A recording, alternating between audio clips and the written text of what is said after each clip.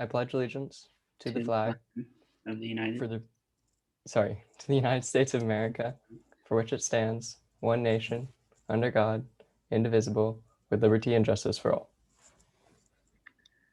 Please stay for a moment of silent reflection, please.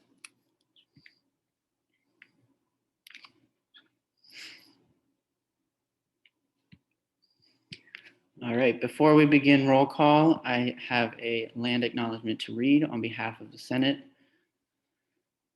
The student government of Florida State University acknowledges that it is located on the land that is the ancestral and traditional territory of the Appalachian Nation, the Miccosukee Tribe of Florida, the Muskogee Creek Nation, and the Seminole Tribe of Florida.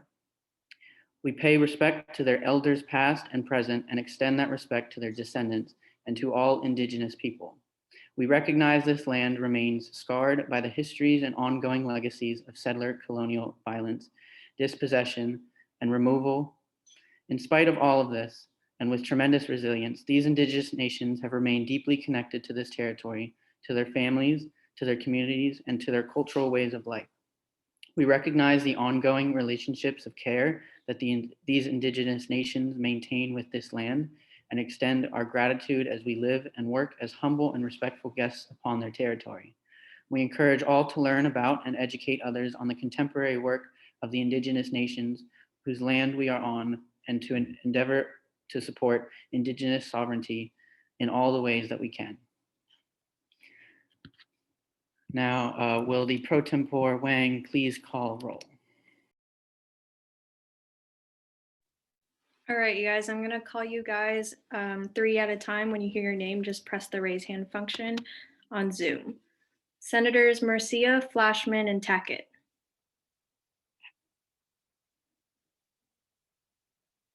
Flashman, Tackett, okay. Senators Roy, Villacorta, and Marcus. Senators Bateman, Gertz, and Hunter.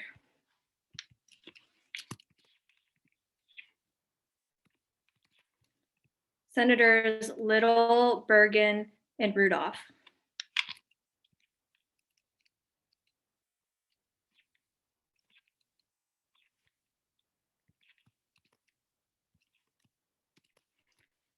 Senators Destine, Grunberger, and Rossi.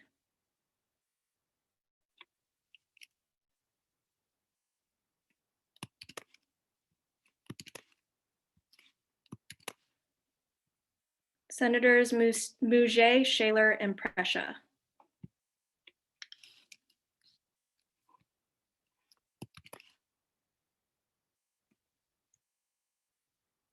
Senators Randall, Wilkinson, and Stoltz.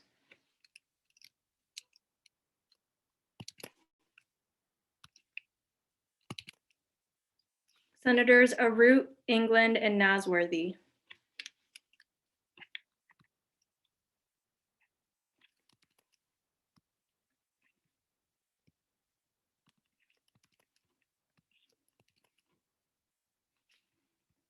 Nasworthy, are you here? Okay. Senators I just got Molina, a message saying that he's having trouble logging in, so I'm troubleshooting. Nasworthy. Senators Molina, Hall, and Lessard.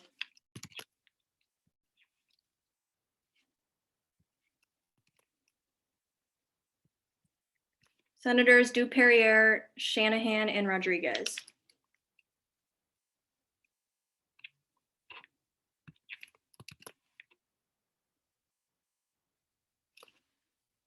Okay, Senators Linsky, Rigadell, and Fineout.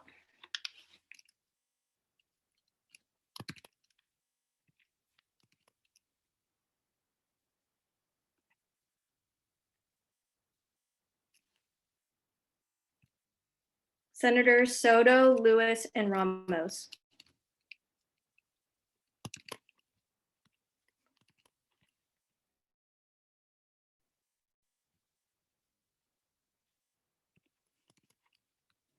Senators Sam, A. Gonzalez, and Martin.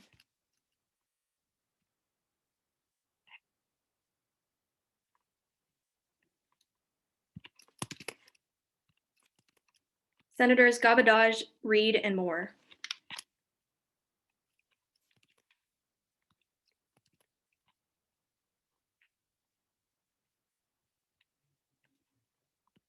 Senator Suarez, Nemeth, and Russell.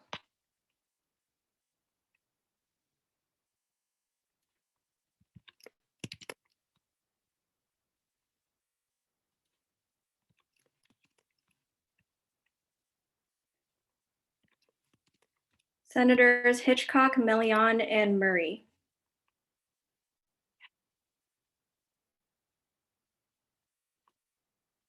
Oh, sorry, Jack Hitchcock. I didn't realize there were two of you.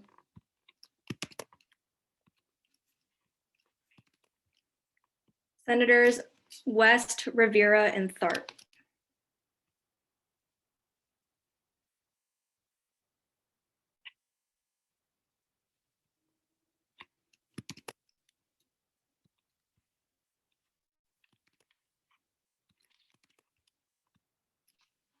Senators Kay, Hitchcock, Darrell Deek, and Tokes.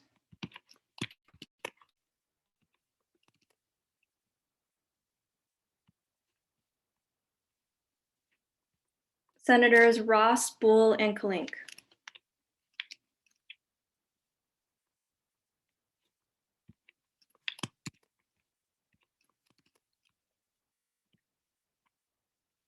Senator Luis, Stinson, and Gonzalez.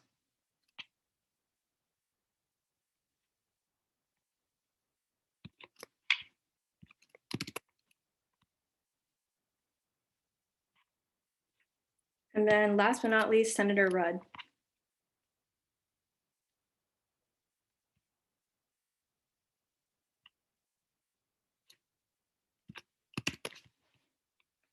All right, Mr. President, we do have quorum. Awesome.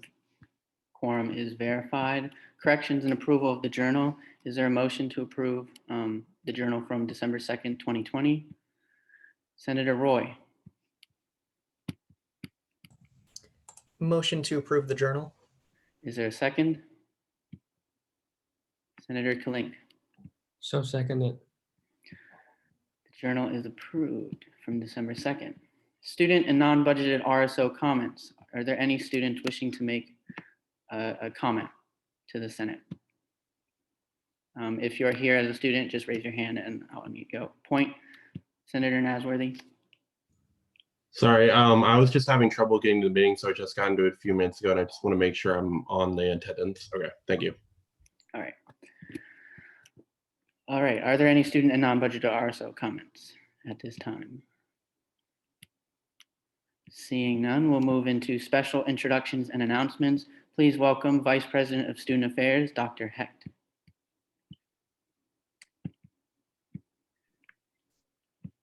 Thank you. It's great to be here. I'm hoping I can share my screen. Am I able to do that? I'm about to give you a host, Dr. Hick. Okay, thank you. Okay, you should be able to share your screen. If not, let me know. I can. Thank you, Deshaun. Yeah, you're welcome. All right, let me just pull this up. I'm so excited to be here. I feel like it's been a long time coming. So thank you for inviting me. I really wanted just to give you all kind of a state of the division, talk to you about some exciting pieces that we've been working on, and then kind of open it up for some questions that you might have. So for those of you who don't know, this is our current structure of student affairs. As student leaders, you're probably very familiar, obviously, with Dr. Brandon Bowden, our Associate Vice President for Student Affairs. And after Dr. Kroom left for Tampa, he's agreed to temporarily take on student engagement. It is my hope we would be able to get another AVP, but I am holding that in case there are budget reductions, which I'll talk about in a little bit.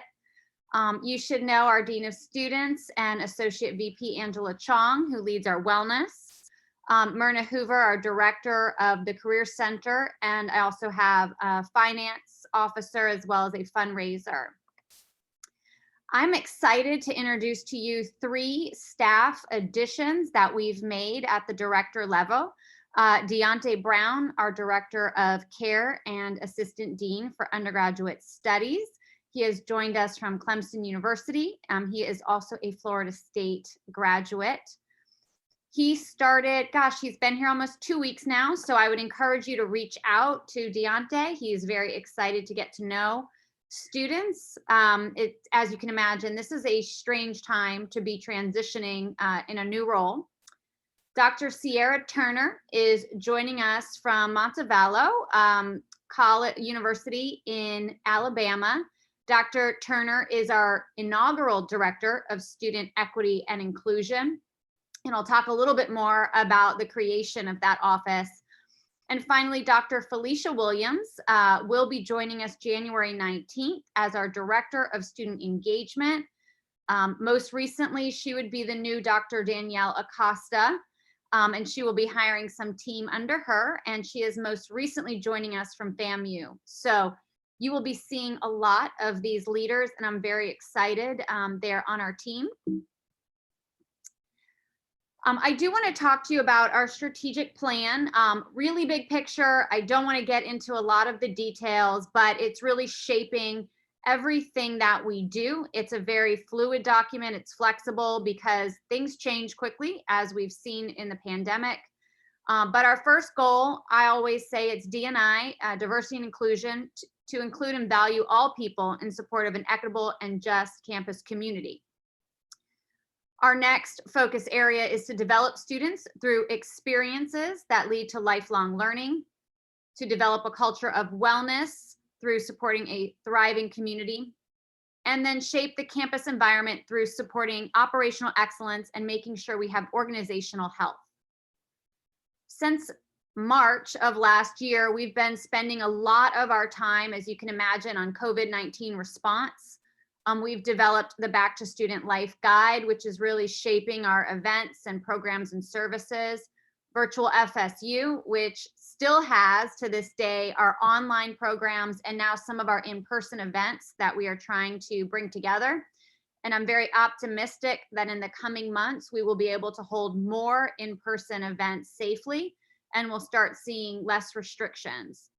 We are also play a huge role in COVID testing at the Tucker Civic Center, contact tracing so that we can help prevent the spread. And just this week, we started vaccine dissemination, which is exciting for our staff, faculty, and students who are 65 and plus or in medical roles.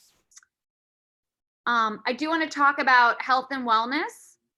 One of the big pieces you will hear, and I'm sure our Dean of Students, Angela Chong, will come and talk with you about Healthy Campus 2030.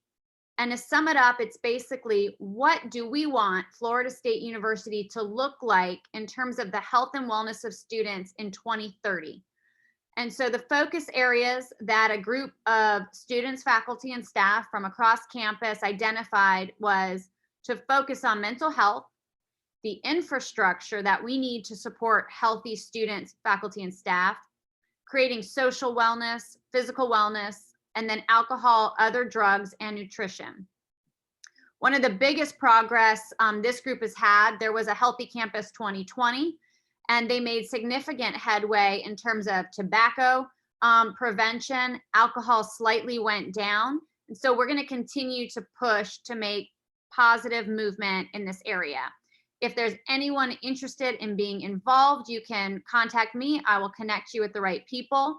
But this is really a focus on creating a healthy campus so that our students, when you graduate from FSU, you are more healthy and more well than when you arrived.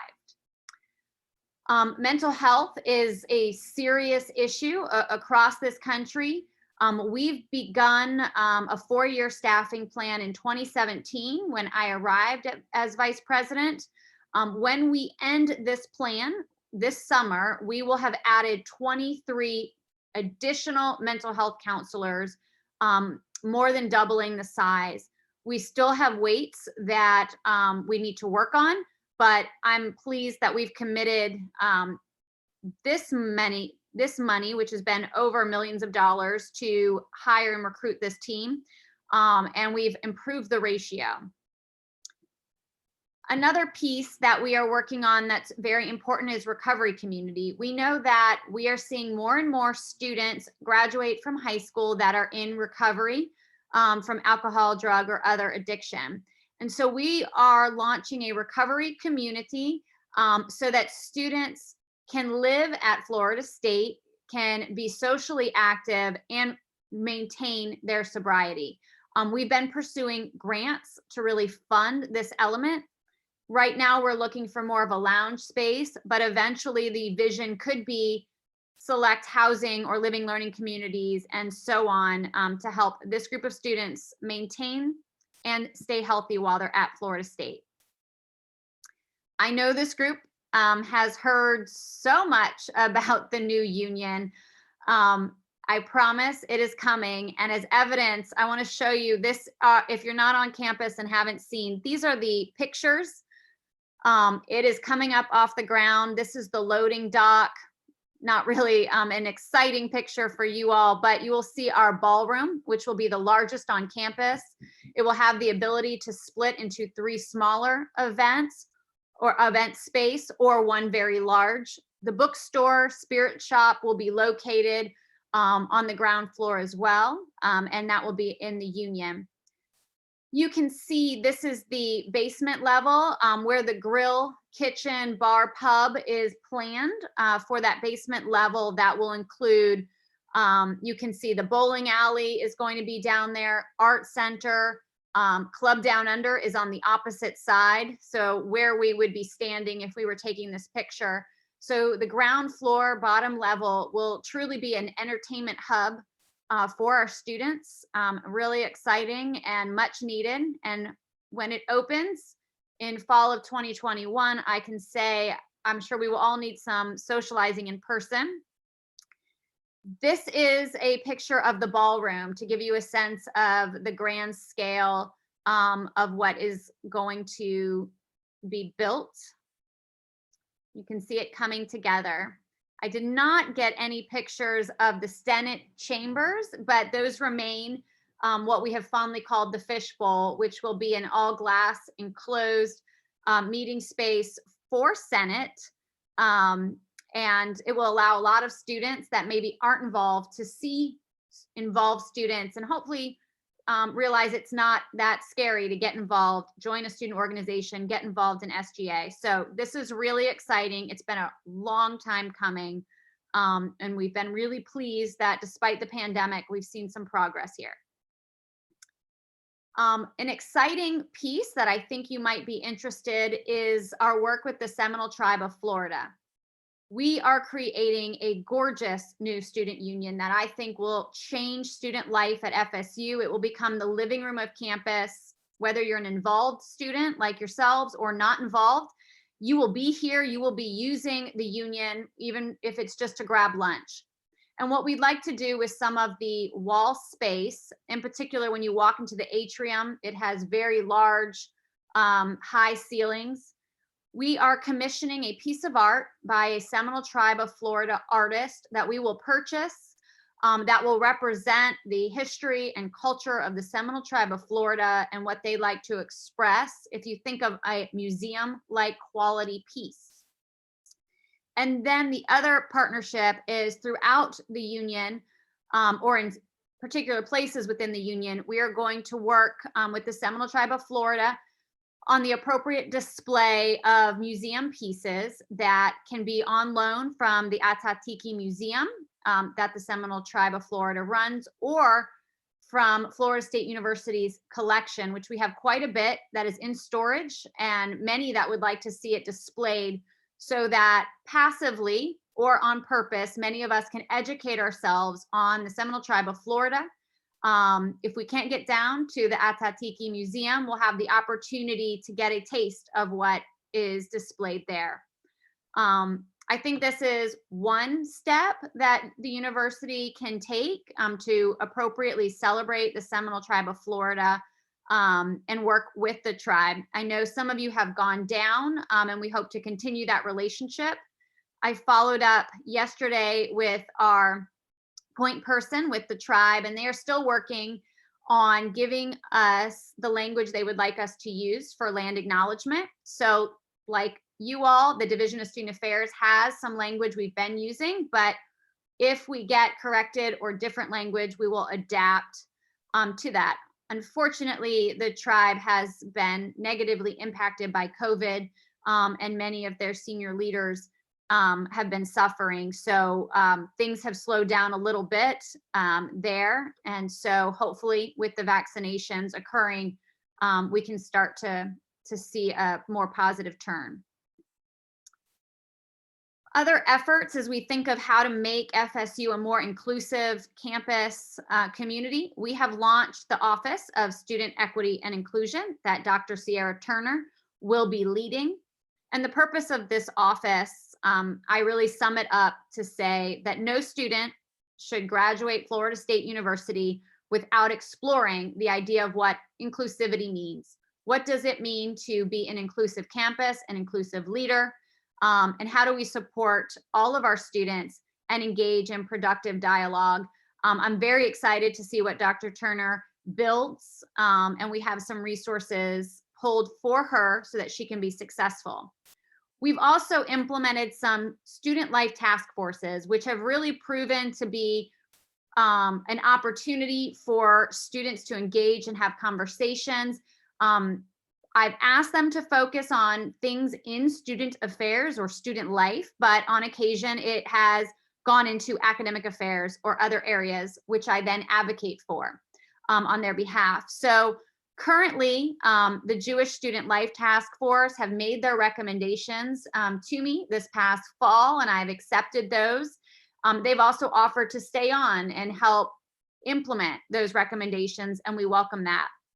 Our Latinx Student Life Task Force did start in late fall, and it's still in progress. And so I'm looking forward to their recommendations.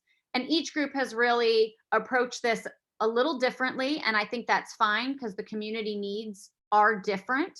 And so I hope to see soon their recommendations and how we should move forward. Starting very early in 2021, I believe later this week on Friday, the LGBTQ+ Student Life Task Force is getting ready to launch, and we will be following a very similar process.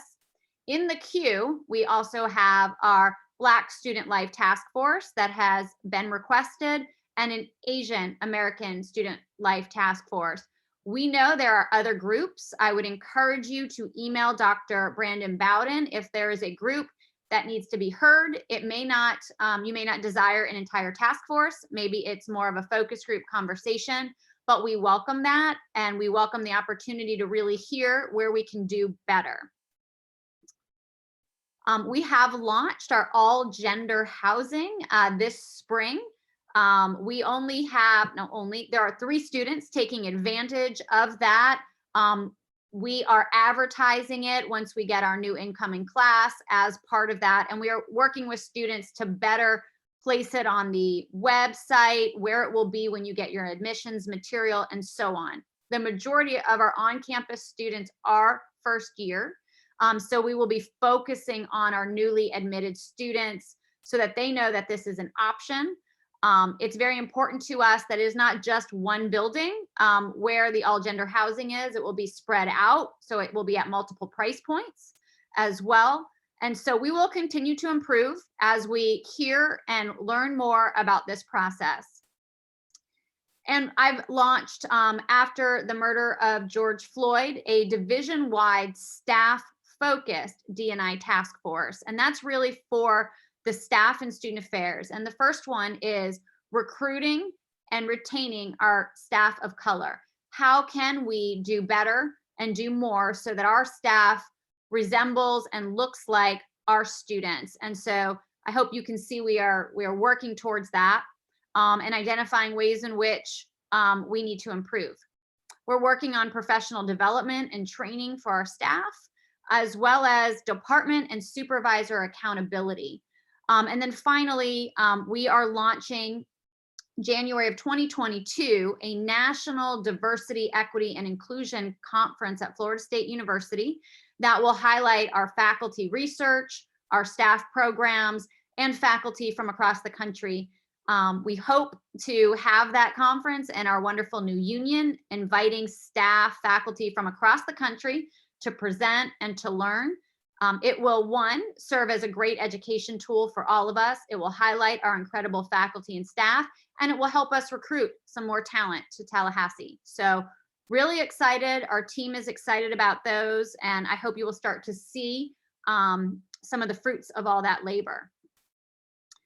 And one piece I do want to talk about, I've worked closely with SGA Vice President Tazi Janvier, and she, as well as other students, after the Black Lives Matter movement this summer that really came to a head, we brought together the city of Tallahassee mayor, the Tallahassee Police Department, FSU Police Department, and so on. And a subgroup began meeting, myself, the chief of TPD, the mayor's office, as well as University Police Department. And we have launched scorecards, report cards, if you will, of each officer that I would encourage you to talk to Tazi about. She has done incredible work. Florida State's is done. TPD's is close to done. It does not name names, but it does talk about factors such as, was force used? How many arrests did you make? What were the demographics of those arrests? Did you tase? Did you use your weapon, et cetera, et cetera? So that will be transparent and available to the public. Chief Brown has been incredibly receptive and willing to meet, and has put students on officer hiring effort. So I'd encourage you to reach out if you'd like to know more, and Tazi as well, if you're not aware of those efforts. Since I am in front of you, I must advertise the Torchbearer 100. If you don't know, it is a revised version. What we are seeking is each year to recognize the top 100 student leaders. You must be a junior or a senior, and made exceptional contributions to Florida State, whether it's through all the different activities and programs you've been in, or maybe you've selected something very specific that you want to focus on during your time at FSU or your research. I'd encourage you to learn more if you're interested. We hope that this group will continue to network, stay in touch, and I know our Alumni Association is interested in looking at these graduates, the Torchbearer 100, to take on the baton and maybe lead some of our alumni efforts after they've graduated and are ready. So please consider that. And with that, I'd like to open the floor to questions.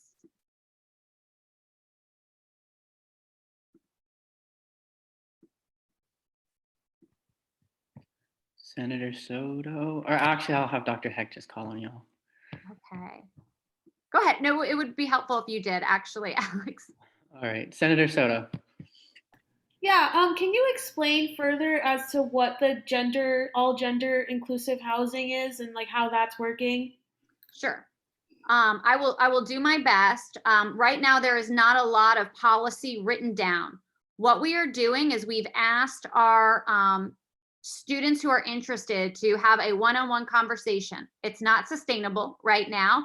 And so that's why we're kind of piloting it this spring, and we'll have it more formalized for the fall. But a student can select their roommate regardless of their gender that is on their application at FSU and so on. We've revised our contract. So that is one of the most important legal pieces, that if you lived with us before, your contract indicated that you must, you can only room with someone of the same gender at birth, etc. And so that is no longer the case. So students can mutually come to us and say, I would like to live with so-and-so. They can say, I don't know someone, but this is what I'm looking for. Can you help match me up? So that's what we're trying to do. We're going to make it more electronic because we believe as we offer this and as it's successful, it will be bigger than any few people can manage on a one-on-one basis. But the intention is to allow students to come to us with their preferred roommate. or roommates, or allow us to assign them, and we will work on a match program that will ensure the safety of all students that want to live together at multiple price points, because to put any one group in X building, it could be more expensive, and we don't want anyone to not be able to live in a safe environment because of cost. We would welcome feedback. We've been looking at this policy. We have 3 students, like I said, living with us now. And we want to work on a way to formalize it, but also knowing that many of our students are at home with mom and dad or guardian, grandparent, and may not want to out themselves to their family. And so we are working on private ways in which they can come around and let us know later, not when mom and dad or someone is watching them fill out whatever FSU paperwork they're doing online.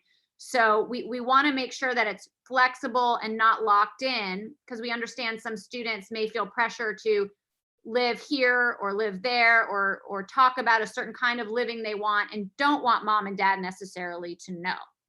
So that is what we're working on.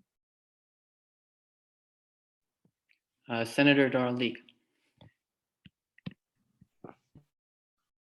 Thank you. I had a few questions. May I reserve a follow-up? Yes.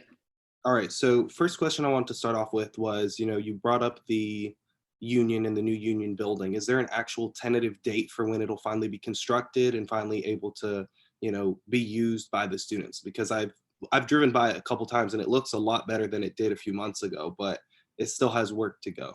Absolutely. It was delayed. You all probably know just as well as I do, it has been delayed and the dates have been pushed out from what we originally were told, which actually was right now, January 2021. If you've been with me that long, you remember. Right now it's October 2021.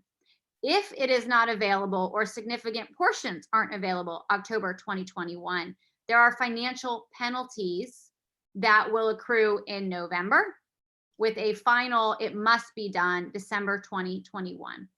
I'm hesitant. I've built unions before to take a portion of the building. Let's say they allow us to use half and the other half is still under construction. I'm hesitant because your meetings are going to be interrupted. It will be noisy. It may not be safe in all areas. So that is not what we want to do. But if we have to, we can prioritize the upper levels and unfortunately leave that club down under bowling alley last. And that could distance students and other guests from that. But October 2021, financial penalties if they don't make that. November, some money would be owed to us. December with we must have it by December contract. All right, thank you for responding to that question. I also wanted to ask about the counseling center. So you mentioned that you guys have been doing a lot of hiring since 2017, but you said up until this upcoming summer, you still need to hire 23 more, 23 more people, or is that how much you've hired within the 4-year period? That is how many we've hired within the 4-year period. There are this academic year, I believe it's 7 that we are adding. We don't have physical space for all of them. If you've been in the counseling center, it is tight. And our hope is when the union opens, some space will free up and so on. We have a long-term plan. We've been meeting with facilities about that. We know students have not really embraced Zoom counseling, which I understand. So we've been doing some in-person. So we're actively looking at space to make sure those 7 who will be hired by July 1, many of them are already selected or in process. So there will be a total over the past 4 years of 23. So what's the overall total for the counseling center in regards to how many counselors we have? I believe it's 42, but Ahmad, I'll have to double check that. No worries, Dr. Hecht. And then I had 2 final questions. They're going to be in regards to, well, the first one's going to be Dr. Turner. When is she officially hired? When does she start? When do we get an opportunity to work with her and have those necessary conversations? Sure. Dr. Turner has started last Friday. She is working remotely from Alabama. She is available. She has an FSU email. And I will, Dr. Bowden, maybe you could type it in the chat for everyone. I Sure know thing. she would welcome the chance to come and meet all of you and learn.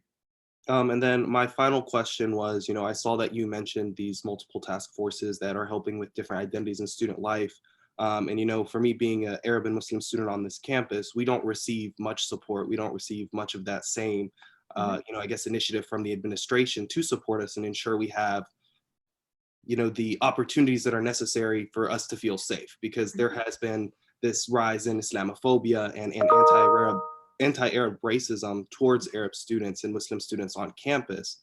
And so my question is, what steps has the administration already taken, if any? Because personally, I haven't been able to see anything, and I want to see action taken to ensure that we're supporting all students. Mm-hmm. So I think the efforts that you would have seen are going to be very broad. They're not targeted right now to any particular population. You will start to see with the Jewish Student Life Task Force some recommendations. Our Latinx students, in particular DACA, is being brought up, and discussions about ways in which we need to improve there. We know Dr. Bowden and I have talked. We are waiting for that task force and some students to raise their hand. We do think there's a need. We first met discussing the creation of a student union. So we would be ready. We are phasing them in, and as you can see, they're all at different phases so that each set of recommendations can get our attention and that we can implement. We think there will be overlap, and that's okay. So we'd welcome that. And if there is a group or we can do an open call, we'd be very open to that. I did just have one last final follow-up in regards to that statement that you made, Dr. Hecht. Because it's very difficult for students, for us to constantly be doing that legwork. Is there going to be any sense of the administration, your office, or whoever it may be that you think is, the most, I guess, appropriate person, maybe Dr. Turner, taking that initiative and reaching out to the Muslim RSOs on campus, reaching out to the Arab RSOs on campus, and having those conversations, because we've constantly felt left out? Sure. Yep. That is part of why we've hired Dr. Turner, so that there is someone always focused on all aspects of diversity and inclusion on campus. So I would encourage you to do that. We've worked with groups on halal dining and so on. We know there's a lot more work to be done. The religious holiday calendar has now been as updated as we know at this point. I'm sure there are opportunities to improve that, and we remind faculty at the start of every semester about that, as well as remind students of what their rights are. So I'd encourage you to have that conversation with Dr. Turner. We'd be happy to kind of advertise and do a call out for students, as we did in different groups for the Latinx in particular, and the LGBTQ+. A lot of that group was added on through the snowball effect. So we'd welcome that as well. So we can, Dr. Bowden, we can follow up with Dr. Turner and let her know that we have some interest. I look forward to seeing the progress in that. Thank you for taking my question. Senator Villacorta. Oops, your screen moved. All right, there we go. Hi, Dr. Hecht, how are you? Good, thank you. So I have a couple questions. First, starting on the, just kind of, I know you guys have been talking to the Seminole Tribe of Florida more frequently recently. Have you guys made any attempt, either with the student affairs level or at the university level as a whole, to reach out to the Seminole Tribe of Oklahoma? So Florida State does not have a relationship with the Seminole Tribe of Oklahoma. We have a relationship with the Seminole Tribe of Florida as a state institution. We have staff in the president's office. It's the chief of staff and now one of the associate vice president's role to manage that relationship and foster it.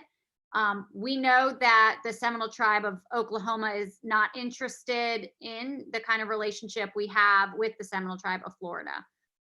So I guess the short answer to that is no, there is not one. And I do not believe that the university administration will look to create one at this time. Okay, thank you. Next, are there any sort of initiatives around, sort of looking into new ways for student life of working with addressing the campus experience of low income and below the poverty line students? There is, and actually Dr. Bowden and I, we've just been talking about that, and I believe with the pandemic and what we're seeing, it's going to get worse before it gets better. I'll give you some statistics. Fall of 2019, we had 16 homeless waivers. Fall of 2020, we had 26. So we do have that right now. We are working on the fundraising effort and the purchasing. My hope, I don't want to get in front of our fun news. My hope is that we'll be able to buy a building that will serve as a residence hall and lounge space for homeless students, as well as opportunities for them to come together.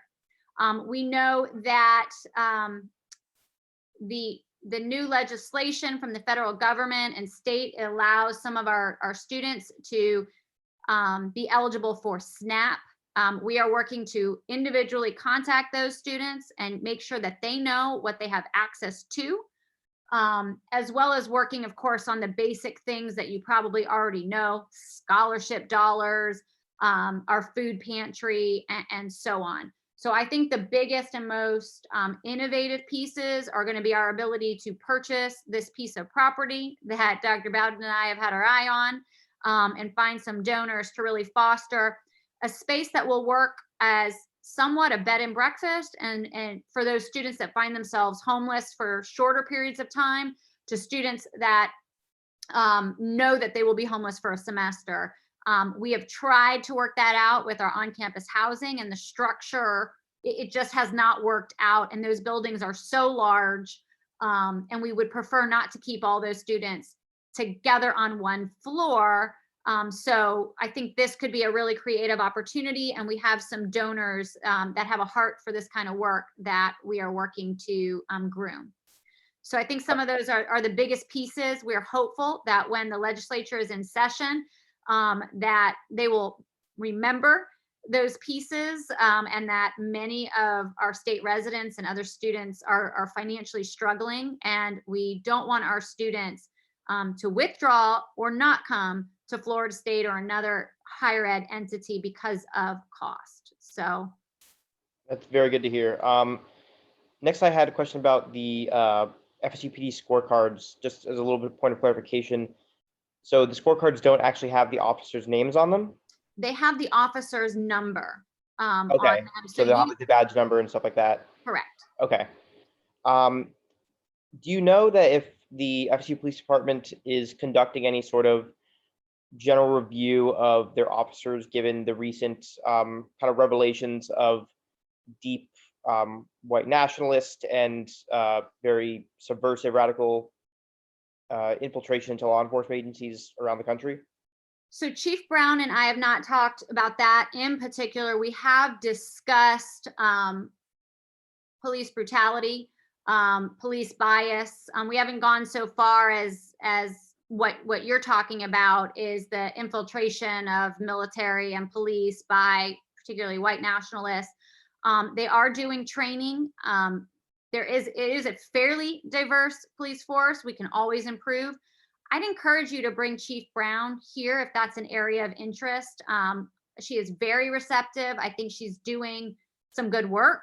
I don't want to speak on her behalf. I know they do constant training and work really hard at who they bring in. I think we're hiring a different type of police officer, if you will, that wants to be a part of the community and community police. But I would, I don't want to get into specifics because I'm not exactly sure her training protocols. Gotcha. And then the kind of last thing I wanted to talk about was, I know the university's COVID guidelines have, been something that's under constant review and change. What are the current sort of consequences or punishments for students who have violated some of the university's COVID guidelines? And are they being enforced as much as the university would like? So we've changed this a little bit. So I don't want, I'm trying to think of the most recent. I can tell you there have been disciplinary probation as sanctions in very extreme cases. And I mean extremely extreme with multiple warnings. One could be suspended. That would be the most extreme and rare. I think for the most part, after this start of the fall, it was a little rocky. I think it's been relatively smooth. From there, most students are doing the right thing. I know many faculty were concerned that students would refuse a mask while they're sitting in an in-person class and so on. We have not seen much, if any, of that. So there have been some disciplinary areas, but they've been minor, and most are, if they're found responsible, disciplinary probation, which means don't get in trouble again, or you might have more severe consequences. Gotcha. And then, sorry, there's one more thing I thought of.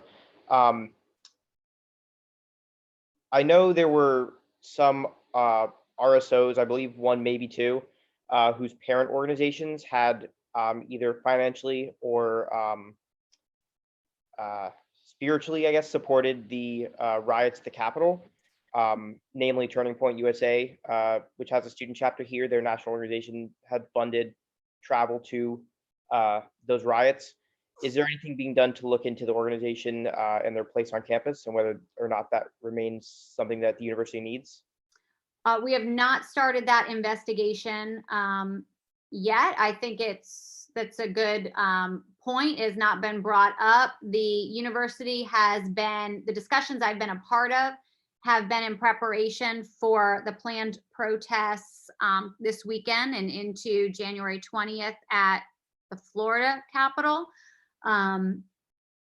So I think we will get to it, and we will start having more conversations as more facts come to life. However, at the same time, we need to balance the constitutional rights and the right to associate. So we'd have to look at it. So I don't have a final straight answer on that. Gotcha. And last thing, are students going to be receiving any guidance from the university in relation to those planned protests this weekend at the Capitol? They are. The president is working. I just looked at a draft this evening right before I logged on. So tomorrow there will be a communication coming from President Thrasher and Chief Brown together. Awesome. Thank you so much. Yeah. All right, Senator Boole.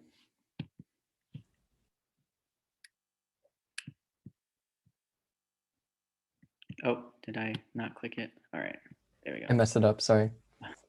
Good evening. So my question is about the All Genders program. So I'm actually on the board of directors for IRHC. So it's actually particularly interesting to me. Do you know which halls yet would be a part of this program?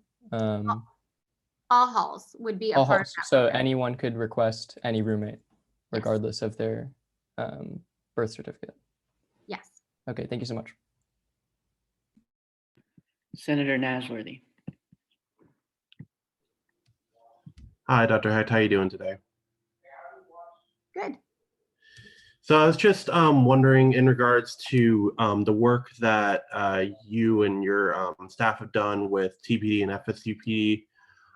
Do you know if there's any work being done to make sure all officers have body cam, and that their body cam, like making sure there's stuff being done about their body cam footage being public and always on, those kind of things? Yeah, that has been a big topic of conversation, because when we started these meetings, the 3 local murders, that footage was not released. If you go back, it feels like so long ago, and it was just this past summer. So that was a big topic of conversation. So one, I have more knowledge and control of FSUPD, yes, on the body cams, wearing them and turning them on. I've had to watch footage where I've seen an officer say, hey, get your camera on, let's go. And they walk up to an event. So I know that is happening. Chief Revel, the TPD, says that is happening there. In terms of releasing footage to the public, that gets into a little out of my league in terms, I'm not a lawyer, but if it is an active investigation before the state attorney has charged, it cannot be released. And the reason why it can't be released, and I know Jack Campbell, and Jack and I have had a number of conversations about this summer, is because it would taint the grand jury. It could taint the grand jury if they see it in advance.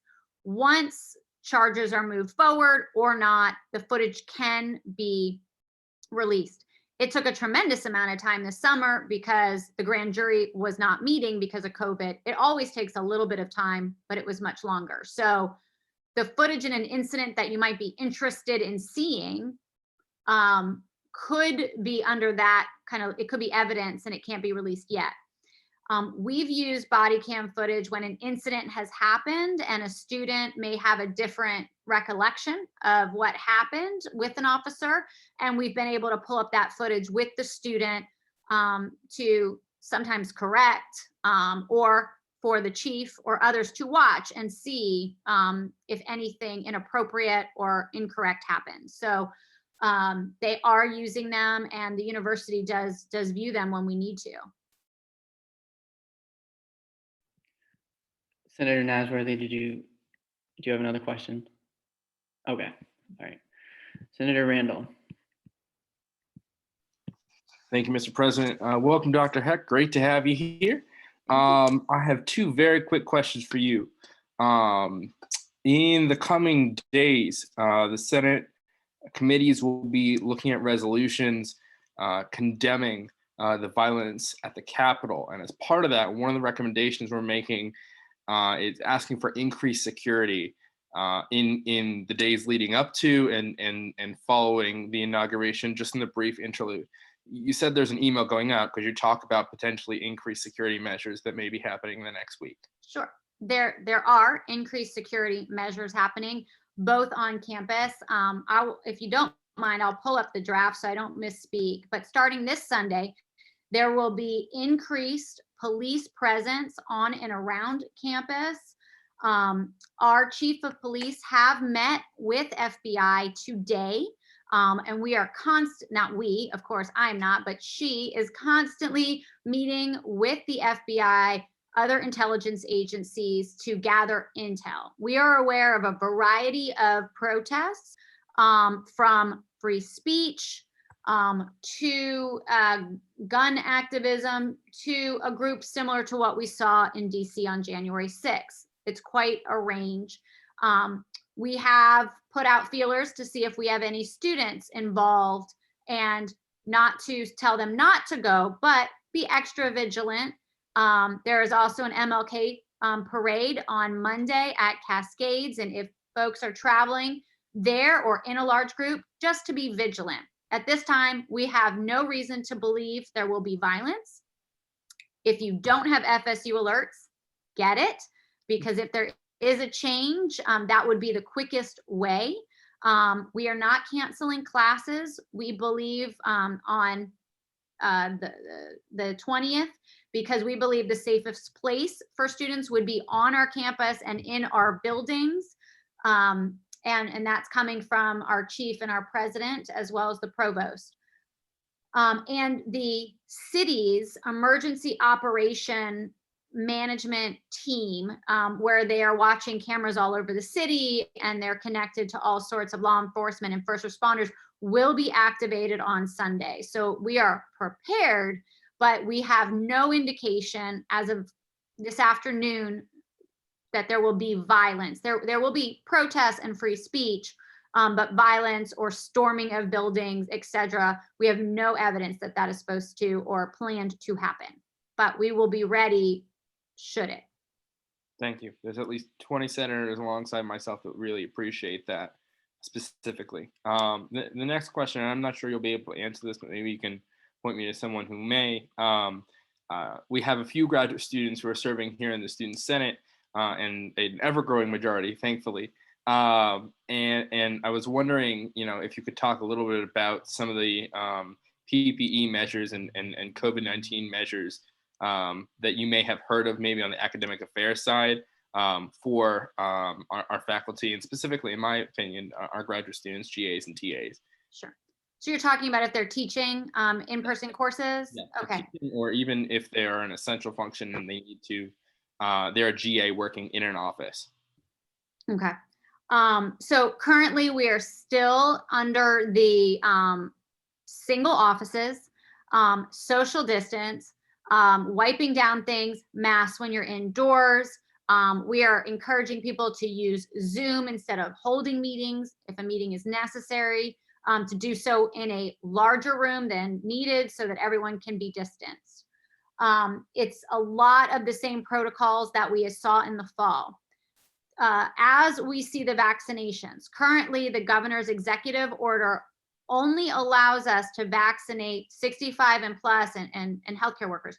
We are optimistic that the next round will be first responders, our police, other emergency responders, and so on. Our goal is to get back to normal university operations. So as we do that, faculty that are under 65 would be eligible and so on, especially if they are teaching or servicing students in person and face-to-face. The vaccine is not mandatory, though. I will say that you do not have to get the vaccine. You could get the vaccine should you want to. And so that's been a big focus as well. And then contact tracing.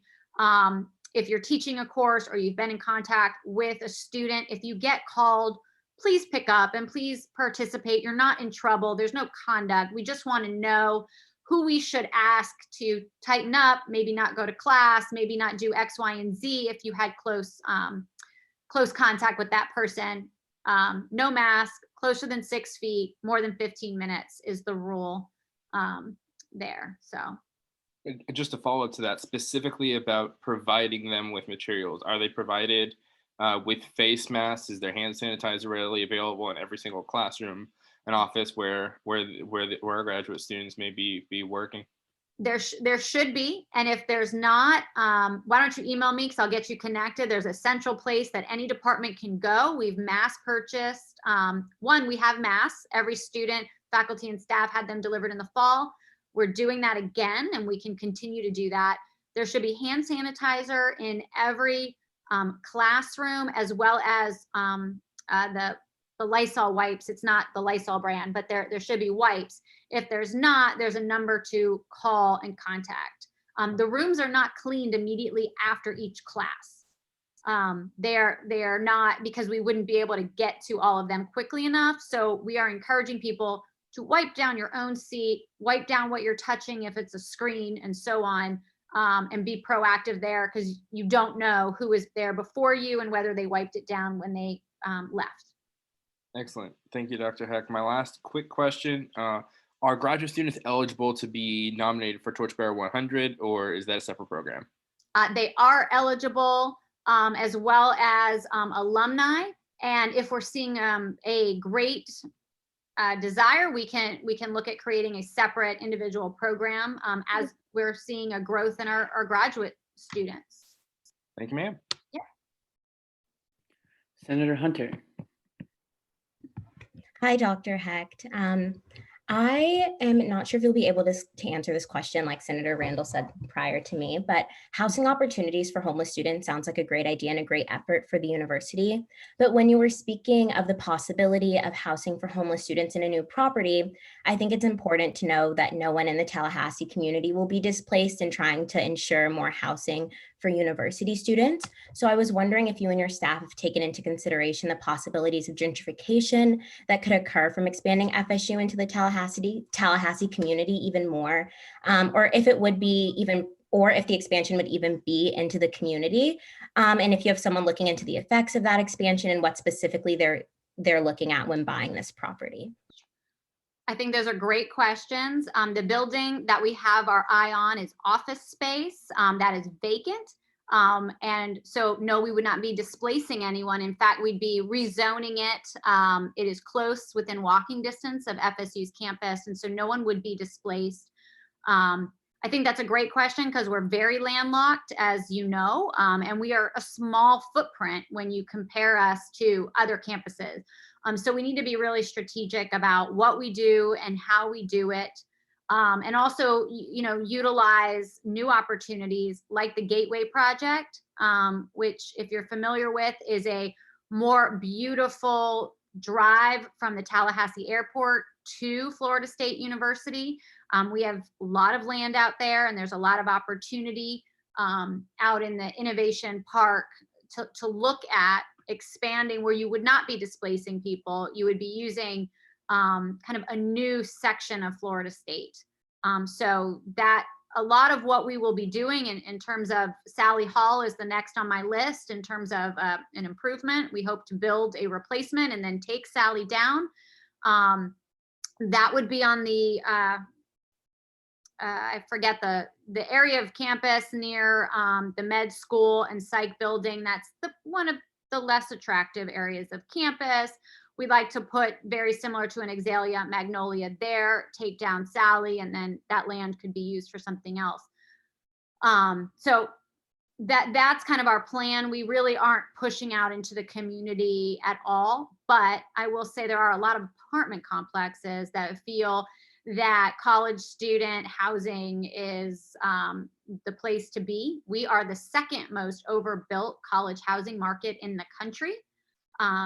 Good for you, because that means they have to bring their rents down to get students. Challenging because the question's going to be what happens when we have more apartments for our students than students that want to live there, and are there opportunities in the community to look at those that may become vacant in the coming years. So I think there's some opportunities for the city there.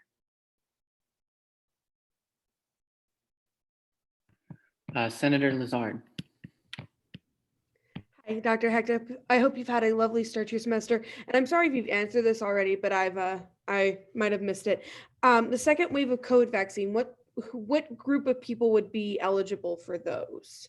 What we hope, we're doing a little bit of guessing. Right now, the governor's executive order is medical health providers and 65 and older.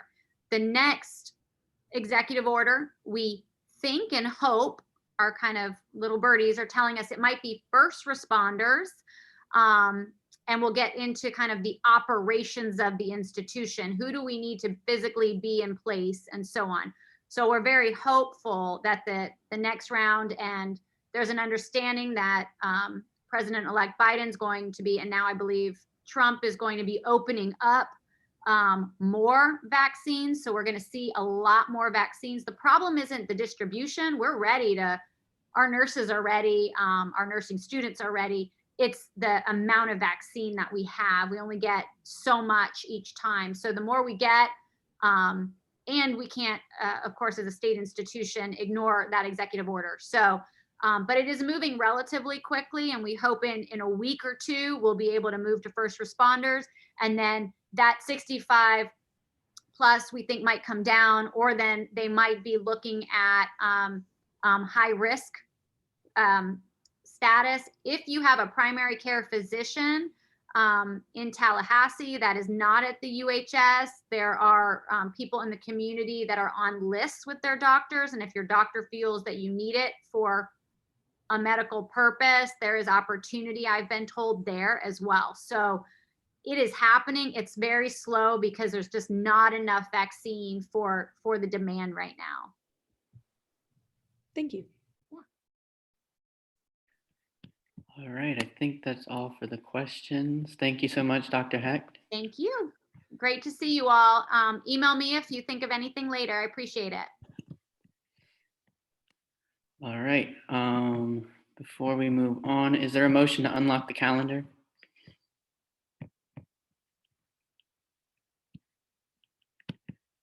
Senator England? Is there a second? Senator Randall? So seconded. Are there any objections? Senator Marcus? Oh, no, not okay, not objecting. All right, I missed someone in student and non-budgeted RSO comments, so we'll be returning to that point. Is Marion Knowles here? All right. Sorry about that. I did not see you earlier. Oh, it's perfectly fine. Thank you for allowing me to speak. My name is Marion Knowles, and I'm the Vice President of the RSO Florida PIRG Students. We are a student-run action and training program that is active on more than 100 campuses across the country, from FSU to the University of Wisconsin. You might remember us from our New Voters Project in the fall, We registered over 300 FSU students for the 2020 election. Most schools offer students great classes to learn about the problems facing their communities and our country, and many provide opportunities to study the solutions to address these problems. But what if students want to put that knowledge into action? How do you get involved in a program or the actions that will actually improve people's lives and build towards a better, healthier, and more meaningful future? Florida PIRG is based on a model that has been helping students make positive change for almost 50 years. This fall, we worked on our New Voters Project campaign. We virtually organized over 16 campuses to make sure all students knew about key election deadlines and made a plan to turn out to vote. Over the course of the fall, over 200 interns, including myself, worked to help over 2,000 students register to vote, and we made over 80,000 contacts leading up to the election day. This led to a huge surge in youth voting. If you voted this election, thank you. Now we're working on a campaign to tackle one of the biggest issues of our time, America's plastic pollution. Nothing we use for a few minutes should threaten our health and pollute our future for hundreds of years. Every day, people throw away tons of plastic stuff. All this waste not only clogs our landfills, trashes our parks, and litters our streets, but it also washes into our rivers and oceans where it can harm wildlife. It's time to stop trashing our future. We're working to get campuses across Florida to ban single-use plastic products. In the past, FSU has done a great job to reduce our environmental impact, and the university is dedicated to minimizing waste. But since the pandemic hit, a lot of our sustainability measures have been rolled back. And single-use plastics can now be seen overflowing from the trash bins outside of dining halls. And that's why we're calling on our campus to ditch single-use plastics like straws, plastic bags, and plastic or foam takeout containers. We don't think campuses should have to choose between protecting the health of our community and reducing our plastic pollution. We are not doing this alone. We're looking for people to take on remote internships with us, 10 to 15 hours a week, that will allow you to take a bold leadership move. If you're interested in interning or helping us decrease plastic pollution at FSU, you can contact me at MEK19K@myfsu.edu. We are looking for help from all student groups, faculty, and students who are interested. Thank you so much for sharing your time with me, and I look forward to working with the Senate to decrease FSU's plastic pollution. Thank you. Thank you. Now, before we move on, are there any other student and non-budgeted RSO comments? All right. Special introductions and announcements. We just heard one from Vice President Hecht. Messages from the executive. Senator Darleek. I just wanted to move to the order of the calendar, so we're straight. All right, we are back on messages from the executive branch. Thank you. Student Body President Levin was supposed to show up, but we had a miscommunication as to when, so he will be speaking next week. All right, messages from agency and bureau directors, SGA organization officers, and employees. None. All right, messages from the executive cabinet. Messages from the class councils. Messages from the Congress of Graduate Students. None. Messages from the judicial branch. None. Messages from the union board and student engagement ambassadors. None. Messages from the campus recreation board. None. Report of the SGA accounting office. Remaining balances. Senate Projects has a remaining balance of $20,000. PAC has a remaining balance of $44,411. RTAC has a remaining balance of $56,485, and the organizational fund has $1,600. Report of the Senate liaisons. We currently have none. I will appoint those liaisons in new business. Report of the committees. None of the committees met. This is when I will ask for a motion to go into a committee caucus, committee caucus. Senator Gertz. So moved. Is there a second? Senator Soto. So seconded. All right, are there any objections? I'm assuming Gertz is not objecting. All right. So now what we will do, now that we are going into committee caucus, and we will break out into our respective committees. So the committee assignments were as I sent them earlier. However, Senator Daldique has now been moved to Judiciary and Senator Alvarez has resigned. With that said, we have 5 people that will be overseeing these committee elections. That includes Anna, Deshawn, myself, Pro Tempore Wang, and RTAC Chair Randall.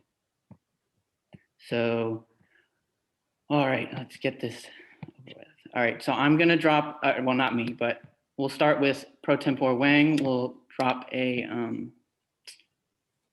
Zoom link for Judiciary. She will be overseeing Judiciary. So at this point, all Judiciary members can now go to that Zoom link with Senator Wang. Senator Randall will be making a link, so we'll just move on to Anna.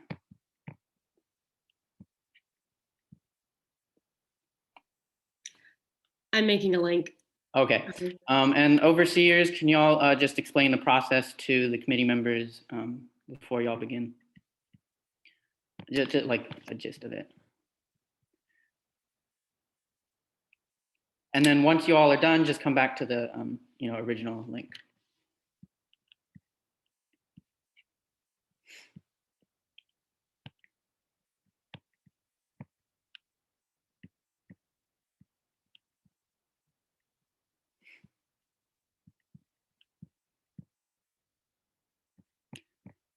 All right, Senator Randall, I believe you have a link. Yep. So Senator Randall will be doing finance. All finance members can now go to Randall's Zoom link.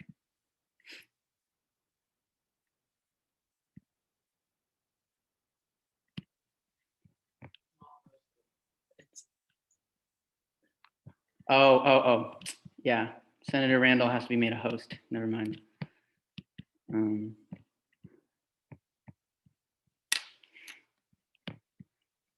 Here, I'm copying Senator Randall's.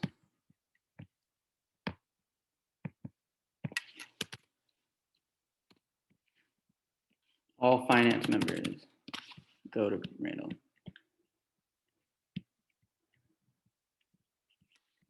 Oh, Dr. Bowden, can you make Deshawn a co-host now? Or host? Will do. All right. All right, all oversight members can go to Anna's link.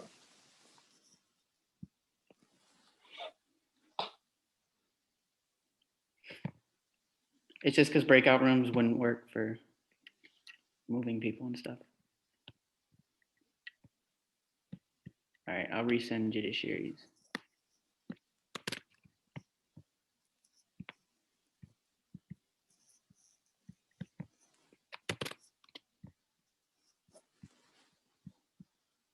Oh, did I not do? Oh, I sent it to everybody in the waiting room. Oops. My bad. This is why I don't like Zoom.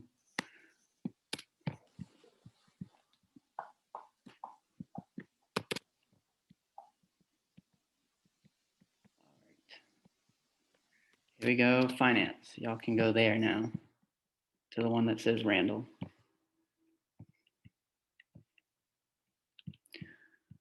All right, and then Deshawn will be doing SLAW, and I'll be doing budget. So as soon as Deshawn is ready, and everybody else that is not a senator here, y'all can just wait in this. We'll be right back. All right, let me drop my personal link. Mine is gonna say office hours, but it's not office, it's just my personal link.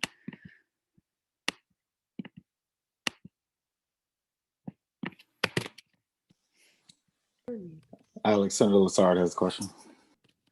Oh, yes, Senator Lazard. Point of information, per Student Body President Levin's veto that we received earlier this week, are we doing sweepings stuff in these committee sessions right now? Yeah, yeah. But the veto of the budget has nothing to do with sweepings. Those are two separate things. He vetoed, yeah, All right. There is my meeting ID. And then as soon as we can, we'll go. Anybody have any questions before I leave?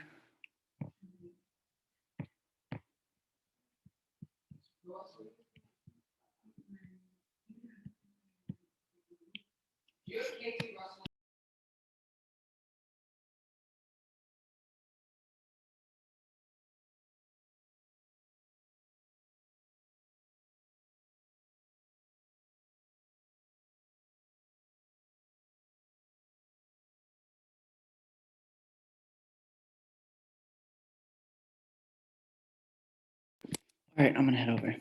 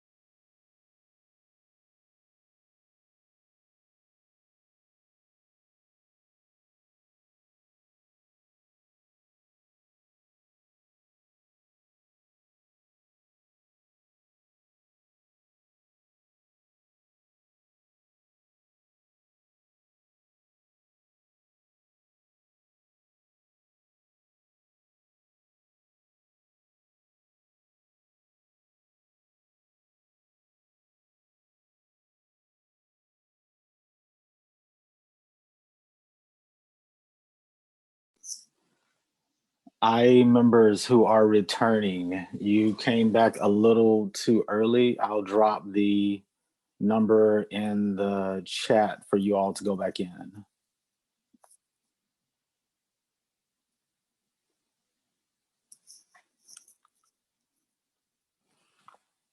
So I'll say that again. IA members, if you're coming back, you likely came back a little too early. I just dropped the number in the chat for you to head back and finish up.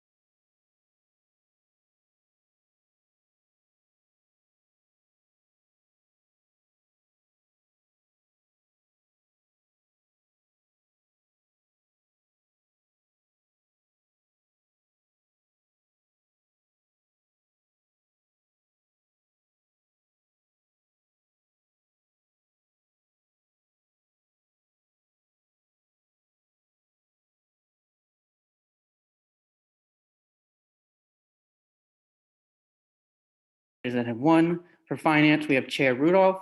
As the Vice Chair, Vice Chair Soto. Judiciary, we have Chair Little. And in Judiciary, we have Vice Chair Boole. Budget, we have Chair Stinson. And the Vice Chair is Vice Chair R. Gonzalez. Slaw, we have Chair Martin and Vice Chair Murray. And Oversight, we have Chair England and Vice Chair Stoltz. Congratulations on your election wins. I know y'all will do great work. All right, so let's continue down the calendar to Senate confirmations. We currently have none. Consent calendar, none. Bills on first reading.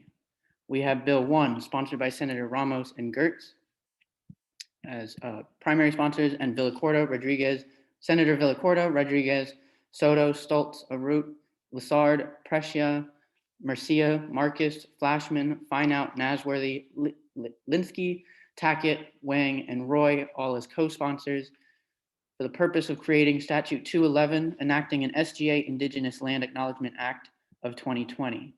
I will be sending this to Slaw, then Judiciary. Bill 2, sponsored by Senator Villacorta, mandating the publication of minutes from any and all SGA meetings, Judiciary. Bill 3, sponsored by Senator Villacorta, updating the list of major offices to preserve checks and balances and address conflicts of interest, Judiciary. Bill 4, sponsored by Villacorta, amending the candidate screening process, Judiciary, then Oversight. Bill 5, sponsored by Senator Villacorta, refining the statutory definitions of majority and 2/3 to line up with Robert's rules and general best practices, Judiciary. Bill 6, sponsored by Senator England, outline the appointment process for Senate officers in Chapter 400.2 and establish the office of the Senate President, Judiciary. Bill 7, sponsored by Senator England, to eliminate the conflict between Statute 304.3 and 400.2. This deals with the appointment process of candidates by the student body president and the appointment of Senate officers by the Senate President, Judiciary. Bills on second reading, there are none, as we didn't have any committees.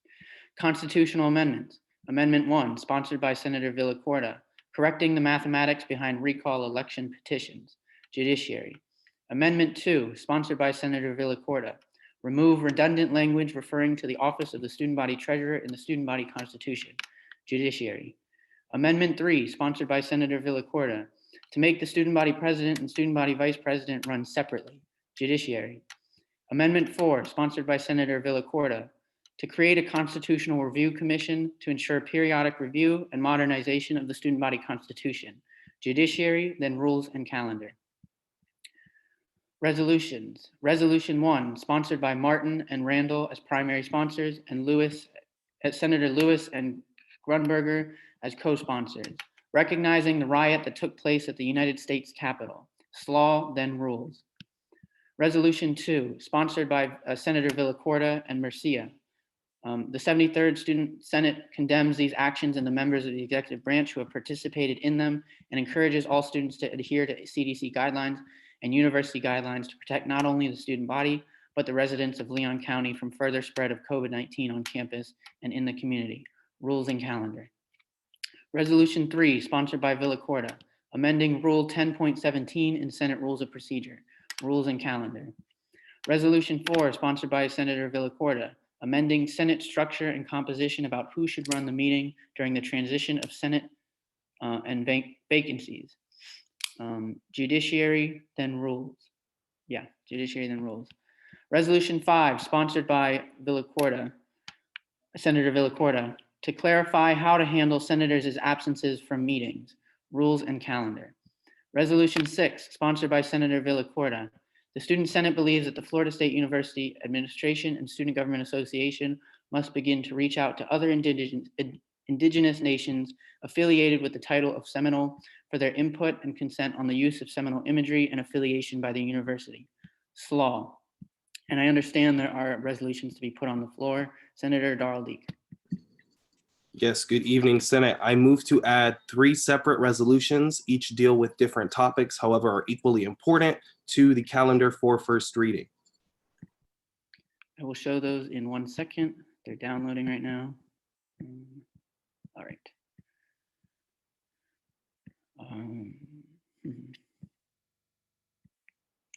three are opened. I'll share the first one and number it.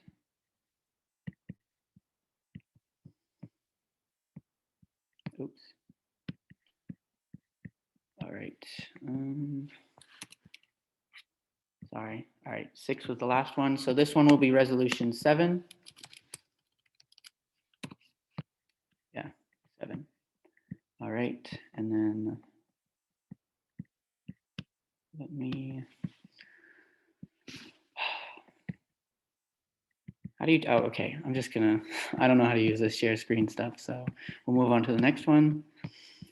This one, oh, I'm sharing the same one. Oh God, this is hard. There we go. I think that's a new one. Yep. Is it? Oh, what am I sharing? I don't, I have too many tabs open. Sorry about that, y'all.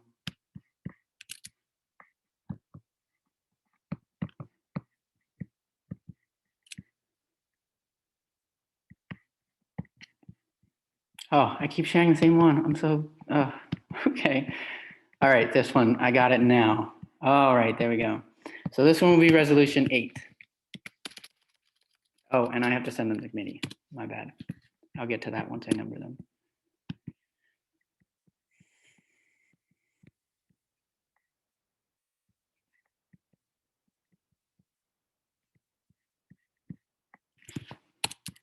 Where is this one? Oh, here it is. Okay. Resolution 9. All right.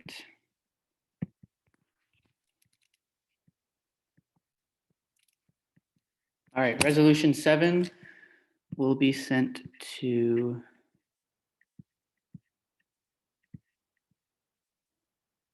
for clarification, Senator Darleek, I can't read this that quickly. Does it condemn or anything like that, that it requires it to send to rules?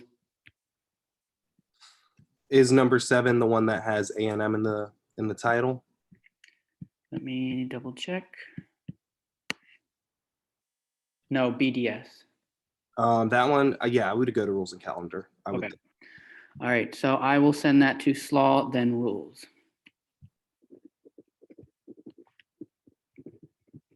And then the next one, number 8. Resolution 8, which is A&M. That one doesn't have any direct condemnation. Okay. It just asks for actions to be taken to support the Muslim and Arab community. All right, I will be sending that to SLAW. Yeah, SLAW. And then resolution 9. Let me get that one up. That is. That's the one on Burning Spear. BS, okay. I will be sending that one. All right, denounce. Okay, so this one will be going to rules and calendar. Awesome. I look forward to presenting them all. And I did submit them through the submission link as well. So you have those original copies and the ones emailed. So thank you. Have a great night. All right, awesome. So, Chair Randall. Mr. President, just a quick, I don't want to say point of personal privilege, but that may be out of order. Could you please, within the next 72 hours, resend a PDF to the entire Senate body with all of the legislation that's been added on the floor with correct bill numbers and things like that? I looked at the legislation packet and things are out of order and some stuff is missing. I think I just appreciate it. And also I think the public would appreciate it. Maybe if we updated, we could do like another floor legislation under the Senate legislation tab and just add the whole darn packet again or something like that. I think that would be very helpful. Yes, yeah, so that was, we were just confused as to what things were. So yeah, we'll get that fixed. Thanks, sir. All right. Senator Martin, before we move on. Hi. Considering how the Burning Spear resolution has to do with student life, I feel like it should go through SLAW and also rules and calendar. Yeah, I think you're kind of right. I was thinking that at first. I don't know. I mean, can I? Okay, well, I'll assign it to Slaw, then rules as an update. Okay, thank you. All right. Moving on, are there any more resolutions to be placed on the floor? All right, seeing none. Unfinished business, none. Statements of dissent. Even though we didn't vote on anything, is there anybody wishing to lodge a statement of dissent? All right, seeing none. New business. We will now be electing a new PAC chair. This is much like in the same process as with the Senate President and pro tempore. 5 minutes for a speech, 2 questions per candidate, along with I believe it's 2 pro speakers or 2 minutes. Someone correct me if I'm wrong with that. Chair Murcia, or Senator Murcia. I move to open the floor for nominations. All right, is there a second? Senator Villacorta? Oh. There we go. So seconded. All right, are there any objections? All right, seeing none. Is there anybody wishing to nominate a candidate? Senator England. I nominate Senator Roy. Is there a second for that nomination? Senator Marcus. So seconded. All right, Senator Roy, do you accept? You got to raise your hand so I can see you. All right, there we go. I humbly accept. All right, are there any more nominations for PAC chair? Senator Darrell Deek. I nominate Senator Rudolph for PAC chair. Okay, is there a second? Senator Marcus? Point of information, I believe Senator Rudolph has been made finance chair. Is he still eligible to run? Oh, yeah, okay. I forgot about that. Yeah, he's a finance chair.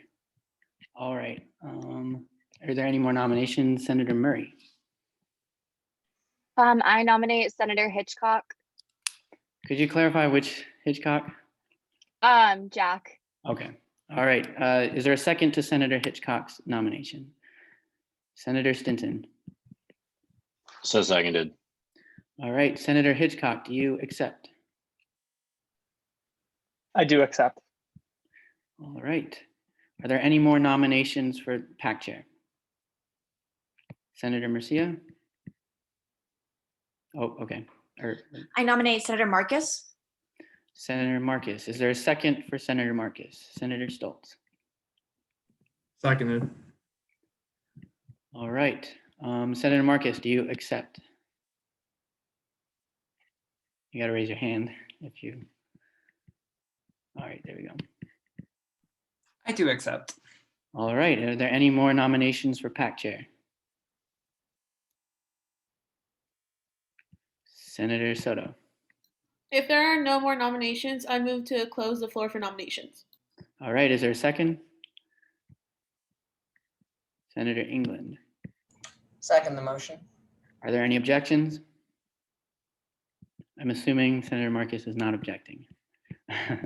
All right. So the candidates are Senator Jay Hitchcock, Senator Roy, and Senator Marcus. You will each have 5 minutes for your opening, and we will be hearing you all in alphabetical order, starting with Senator Hitchcock. So I will put the other 2 candidates in the waiting room while Senator Hitchcock presents. Put in waiting room, and Senator Roy. There we go. All right. Senator Hitchcock, you will have 5 minutes for your speech. You may begin whenever you are ready. Oh, and I'll unmute you. That would help. Thank you. And before I begin, am I allowed to close with the remaining time? I don't believe there's a closing. I think it's just your speech. Yeah, it's just your speech. Okay, thank you. So hey everyone, it's fantastic to see everyone in here, and thank you for giving me an excuse to wear my favorite tie tonight. So my name is Jack Hitchcock, and I'm running to be your Programming Allocation Committee Chair. PAC needs someone who is financially responsible to step up and serve the student body and its RSOs. Last year, I spoke at and connected with different organizations in my community to raise over $30,000 for students in need. And over the last 4 years, I helped raise $110,000 for Take Stock in Children in the Salvation Army. During this process, I have learned the hard truth of budgeting and making sure that money is spent in the most effective and efficient ways. If chosen for PAC chair, I would put forward everything I've learned in money management to make sure that the funds we have are secured for the student body and its RSOs. We need to help student organizations create solutions to utilize their funds during a global pandemic. And during COVID times, RSOs applying for PAC funding has largely slowed. And when there is a change in the world, a change in heart must follow. And because of that, I am ready to create social media to increase the outreach of the Programming Allocation Committee so that more students know what is available to them. I have already reserved the Instagram username PACFSU and have plans to post the organizations that get funding. These posts would consist of events and testimonials from funding recipients. I believe that this necessary step will largely increase the number of RSOs who will have access to information pertaining to PAC. Because of this, I am ready to work with the webmaster to redesign the PAC website, because we are here to benefit the students, not make the process more difficult. This will make the information more concise and easier for the RSOs to file a request. RSOs need someone to fight for them, and I am ready to do just that. Thank you.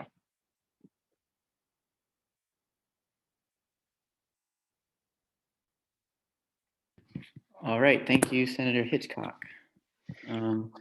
Now you are allowed to, our senators are allowed to ask you 2 questions. Are there any senators wishing to ask Senator Hitchcock a question? Senator Dahl-Deek.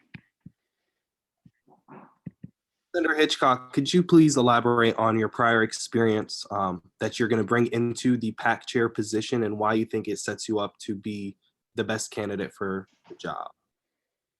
Yeah, absolutely. And thank you for that question. So during my senior year of high school, which was last year, I served as my school student body president.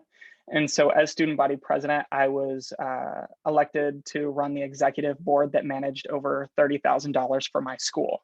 And so I have numerous things of experience dealing with money in SGA, as well as putting on fundraisers that that totaled over $100,000 just my senior year. And then I also did things outside of student government. And so with money, budgeting, and management, I spoke at different organizations. So I have experience in outreach to different organizations that I will use to connect with RSOs, and different money management that I used to raise over $100,000 in my high school career. Thank you, Senator Hitchcock. Is one more question, Senator Villacorta. Thank you. So my question is, have you ever been to a PAC meeting, and what was your impression, if so, of how the committee functions and the veracity of the requests that you would receive? Thank you so much, Senator Villacorta. I really appreciate the question. So I have not attended a PAC meeting yet, but I do have lots of experience with the website. I have looked through every single week's response and money requests that have been approved. So I know the veracity of the requests that that will be given. I've seen money at everything from like $50 to over $2,000, and so I do have experience looking at everything that happens in the meetings, as well as I know Senator Randall very well, Chair Randall, sorry, and Senate President Harmon, and they are both willing to give me the necessary steps and management that I need to get through this role.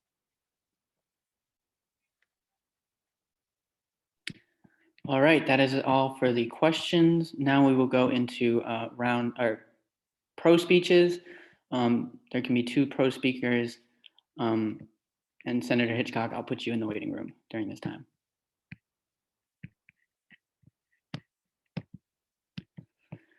All right, is there a senator wishing to speak in pro of Senator Hitchcock? Oh, Senator Stinson. Yeah, I would just like to say like Jack, he's obviously like a great like kid. He's like very invested in this school, and he's shown that with all the ideas he has, how he's already looked through everything on the website. He's got a lot of great ideas like already, and he's not even there yet.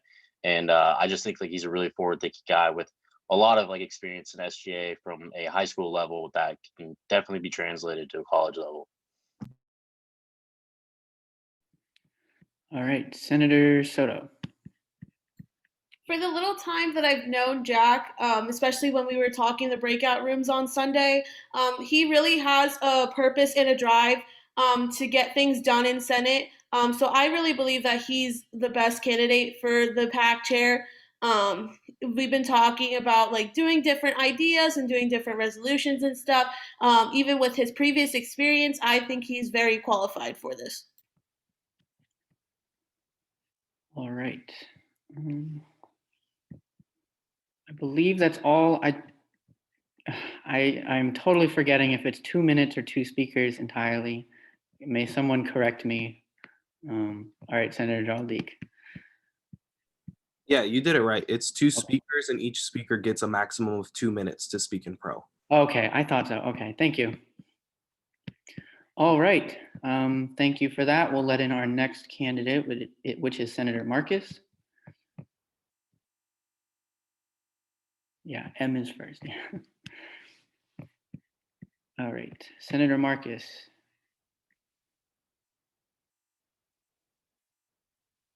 Senator Marcus, you will have 5 minutes for your speech. Oops. You may begin whenever you're ready. All right, good evening, everyone. So I'm honored to be nominated for consideration for your PAC chair.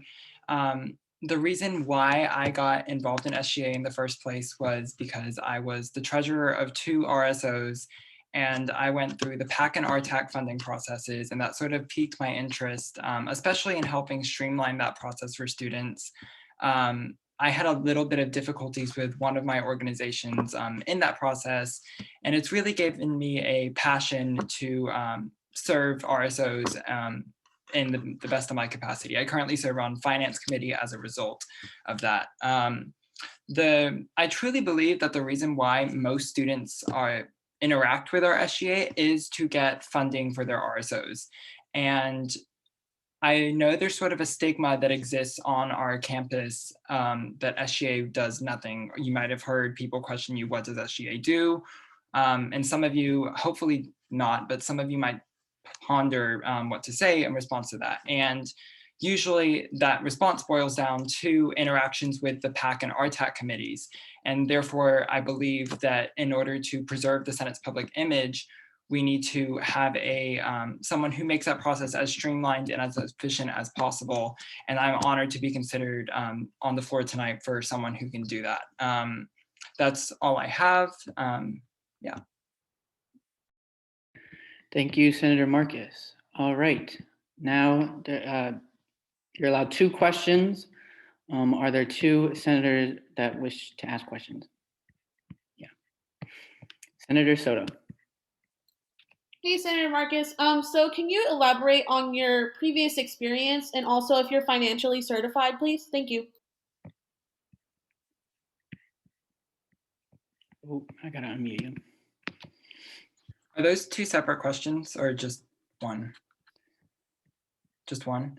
Okay, yes, I am financially certified. And then some of those experiences were in fall of 2019. Yes, I actually went through the entirety of that process because my organization was a small meteorology organization that's not necessarily well known across campus.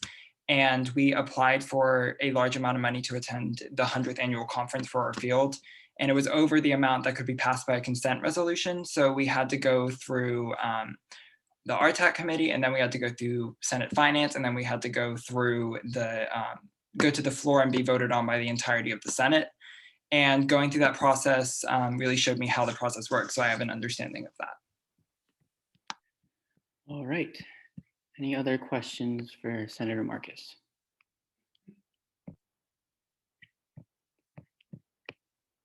All right. Oh, Senator Gonzalez. Oh, her. Okay. All right. Seeing no more questions, I'll put you back in the waiting room as we do your pro speeches.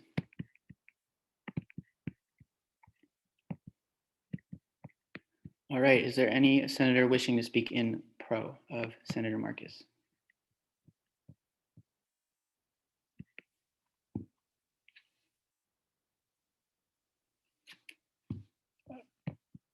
Senator Hunter.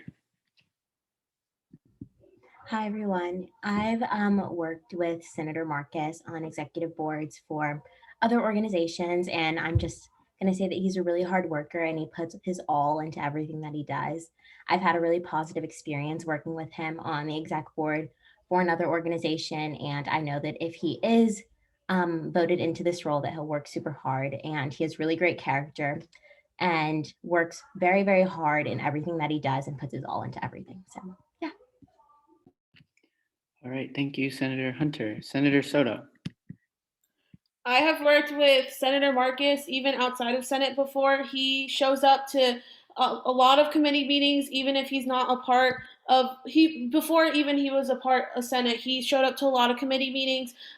He's helped me both as a senator and as a friend, just guiding me through stuff. And I really think he's also a great candidate for this role because of his prior experience with going through the process of like the RTAC and PAC and stuff like that. And he always fights for what he believes in. And so I think he's a really great candidate. All right. Thank you, Senator Soto. So that concludes the pro speeches for Senator Marcus. Now we will let Senator Roy back in.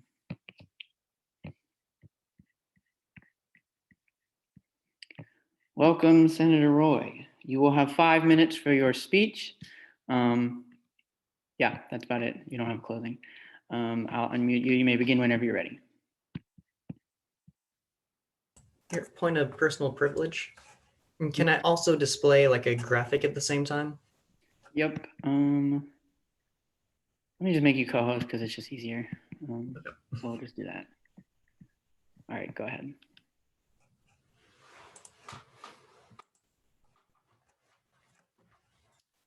Okay, now everyone can see. All right. Hi, everyone. My name is Tyler Roy, and I'm running for the position of chair of the Programming Allocation Committee. Now, I'm running because I want to bring experience, dedication, and new ideas to PAC for this upcoming semester. Because I have the experience for this position because for nearly the last year and a half, I've been the longest serving member on the Programming Allocation Committee here at our school. Before I was actually elected senator, I was the only actual member. And since we had a PAC chair who couldn't serve in the position and everyone else had left. But the thing that's always kept me on PAC is that this really is an important position. It's one that connects our Senate to the student body. In case there's people who don't exactly know what PAC does, it's a funding board which hears RSOs or student organizations as they request funds for things like having food for an event, for t-shirts to use, like to advertise themselves, for renting spaces, and it has a lot to do with putting on events and advertising each other's like clubs just to make it more known. But most importantly, it really is all about building experiences. Now, my 3 biggest things that I learned from PAC were that you are never to take this work for granted. Because I've had organizations like the Polyglot Society. It was an organization founded last year, and it was one that had to make 4 requests in 4 weeks. And the reason is because they made one request, it was done wrong, we had to send it back. They made another, had a different thing wrong, we had to send it back. A third, it was finally right, we sent it through, but then accounting caught something, so they had to come back a 4th time. And if I learned anything, it was that this group, they had an event in mind, but they couldn't do it because we didn't communicate well enough with them. As PAC chair, I'd want to make sure that we communicate so we don't see problems like that. As well, I've seen groups as large as the South Asian Student Association when they hosted events like the Diwali celebration. For that, it was nearly $2,000 we funded them. And I've also seen clubs like the Chess Club, which brought an entire presentation in their entire executive board just to request $40 so that they could get new electronic chessboards. Like, there really are people that want to engage with other students here at our school. And one of the best ways they can is through our A&S fees. Like, I'm here in the Senate because I want to make a difference and because I want to help through things like PAC, because I want to help get students to access their A&S fees and to have the best experience they can. Now, things are definitely different this year. With everything online, there's so many people that don't know how they can engage with other students, and even more that don't know how we can help them. Right now, PAC, even though we can't do in-person events, we still can help with online events that people are hosting. What I want to do, and one of my plans for this position, if elected, is that I want to create an entire list of everything that a club can do with examples so that if they don't have something in mind, they can look at our list, see what we can help with, and then make their requests so they can have some fun experiences this year. I want to do this, and I want to actually reach out to clubs and RSOs to let them know this exists, because we need them to participate. Like, it is not just our job to sit back and wait for them to come to us, but we need to engage with them if we are to bridge this gap. As well, I want to actually make a PAC and RTAC informational events where both of us can come give a presentation on what we do and just be there for questions. I want this to be something we do every semester, and I want it to be a tradition where each club can send their treasurer or other representatives and like give an opportunity, not just for the chairs to talk about ourselves, but to give like the actual committee members. Because all of our committee members are regular students. Like, it's not senators who serve on it under the chairs. Like, they're regular students who come out, who want to be engaged. And for me, like, when I wasn't a senator, that's what I was. I was a very proud PAC member. And honestly, I would really appreciate the opportunity to continue my work with PAC, to be able to push forward, to be able to use my experience in a good way, and to keep reaching out and learning through this position. Now, an inspirational quote I've always been moved by is one by Theodore Roosevelt. He once said that far and away the best prize that life can offer is the chance to work hard at work worth doing. If I've learned anything with PAC, this is it. This is the work that's worth doing to make sure that people can have the experiences they want on campus. No matter their beliefs, no matter their association, no matter their identity, they have a right to see different funds come to them. And I want to be there to help facilitate this and to make sure that they can have the easiest process possible. So great. Thank you, Senator Roy. Unfortunately, the time has cut off. Are there any questions for Senator Roy? Senator England. Thank you. Okay, but so is the other one? Just looking Okay, at is the your other rules also? Oh, someone is unmuted. I'll mute them. That's okay. All right, go ahead. Okay, thank you. Just looking at your experience, you're clearly an accomplished individual, but I couldn't help but notice that you already have two positions. And so my question is, what would you say to any senator here who's worried that you might not have the time commitment for PAC chair? Of course. For me, even going into this semester, one of the most important things I did was keep my Monday and my Tuesday open, because I knew that that's when PAC will be meeting. And even when I became a senator, I knew this is what I wanted to try looking into. So I've already made things around that. Right now, my two positions, both of them are actually related to the Treasury and related to the RSO process. And it was through some of my PAC experience that I learned how to do this. And it was so that I can talk to clubs about like their problems, since I'm someone who's also been through it. And so I think that these experiences will only help me, because this is such a difficult time that we need experience to make sure that things go smoothly, to make sure that people can ask questions and I can answer them directly. And so, yeah, if anything ever comes in the way, I can definitely take some steps back from other positions, but this is one I'm very passionate and dedicated towards. All right, Senator Randall. Thank you, Mr. President. Senator Roy, as a former member of the Programming Allocations Committee, can you please elaborate on how you evaluated orgs who requested funds? Of course. So every Monday, it would be about 2 to 3 hours each day back when we would receive 5 requests a day. And with these requests, what we would look at is a presentation that each group would give. We would look at the budget that they proposed with at least 3 different vendors for each thing they're requesting. And primarily my job, like I was actually very much known for being the person to decide that would always calculate the numbers. I'd be the one making sure everything added up. I'd be the one making sure that like things are added in the right different positions, since there's several categories that you need to fund all the different stuff for PAC. And I would first and foremost make sure to emphasize student involvement. Because I always told myself, I don't remember who it was that had said this in one of our meetings, but the job of PAC is to make sure that everyone can have the experience they want on campus. So even if it was a group I didn't necessarily believe, like associate with or have like the same, because we will have political groups that will even come, both from FSU GOP, FSU Dems, and we hear everyone, because we want to make sure that people can have the experience they want on campus and that this can be a campus open to all. And I would just think, how many people can this impact and what sort of legacy will this leave with them? Whether it's one of like strength for their future career, for their business skills, for just having a good time or having a religious or cultural celebration. Like with events like the Diwali or Holi. And I would always take those things into consideration and make sure that the student body and their experience always came first when I was funding and having to cut in some places.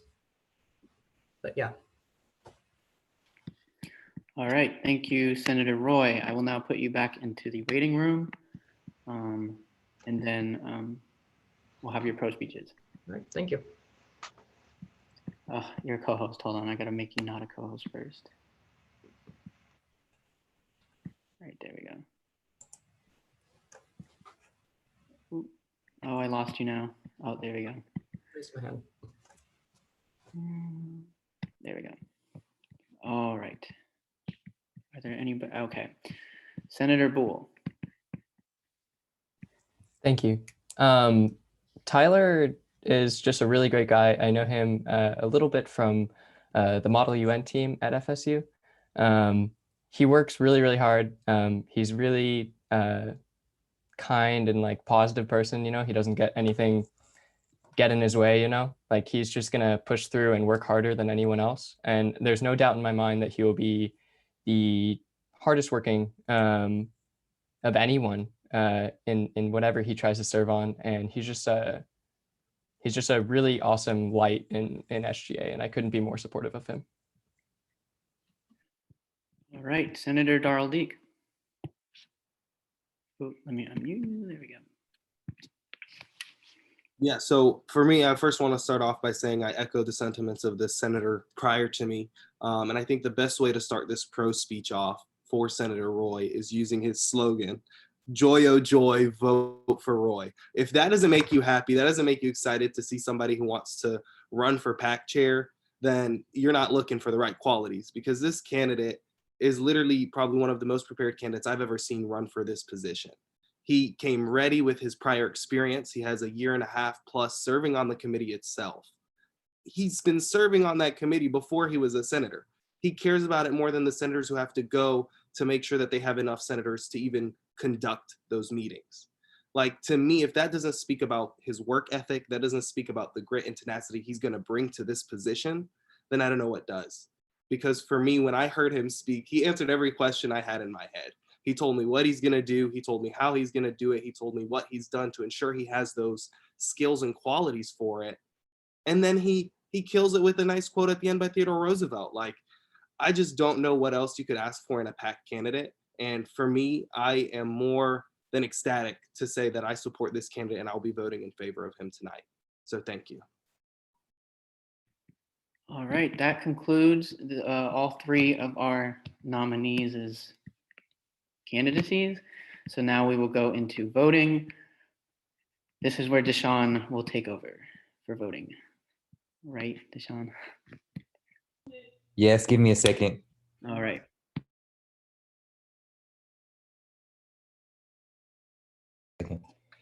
Okay, what I'm gonna have everyone do is send me your vote when I call your name. I'm gonna do about 3.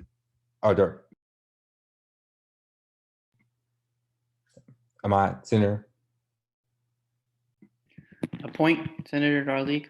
Just have to bring in the 3 candidates before we vote on them. Ah, you're right. You're right. Thank you. All right, Senator Hitchcock, Senator Roy, and Senator Marcus. We're now going to vote. Deshaun will be handling the votes. So I'm gonna call you all name in groups of 3s.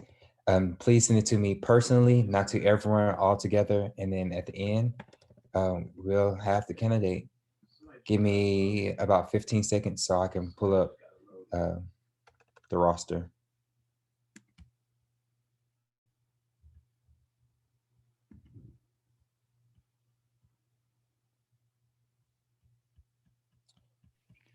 According to Pro Tempore Wang, we have 52 senators, so half of 52 is 26. Okay. So that is a majority, or yeah, actually 27 would be.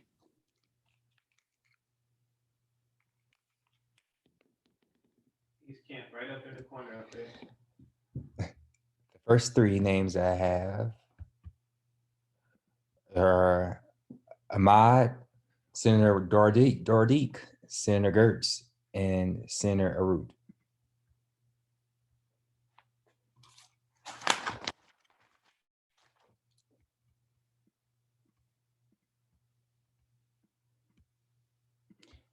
Again, Senator, missing Senator Gertz. Oh, and to vote, send it directly to Deshaun over the chat. The other one's down over by ammo refill. He's full.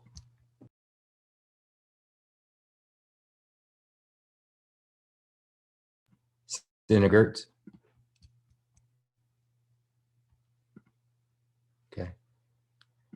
The next 3 names I have are Senator Bull, Senator Cassia Bergen, and Senator Sam.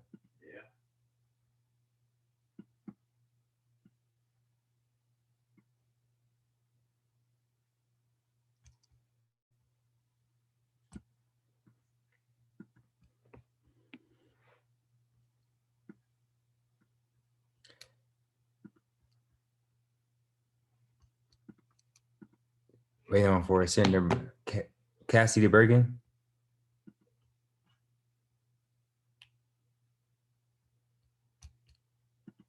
Okay. The next 3 names I have are Senator Rivera, Senator Messia, and Senator Little.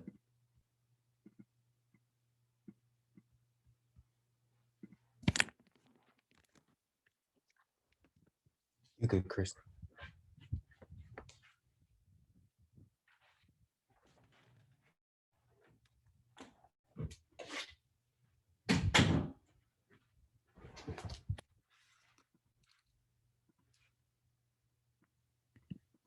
Senator Bergen, three.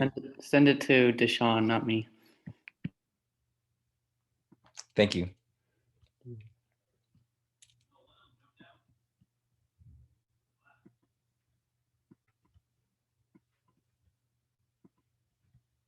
Okay. Next set of names I have is Senator Madison Mouget, Senator Matthew Linksey, and Senator Lewis.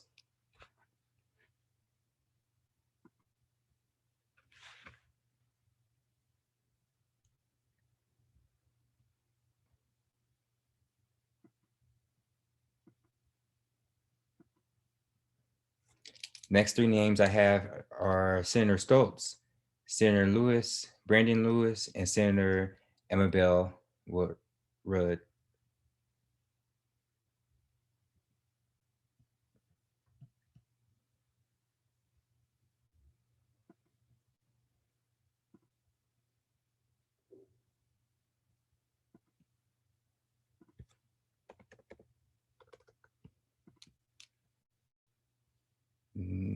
Next three names I have are Senator Kate Hitchcock, Senator Russell, and Senator Finat.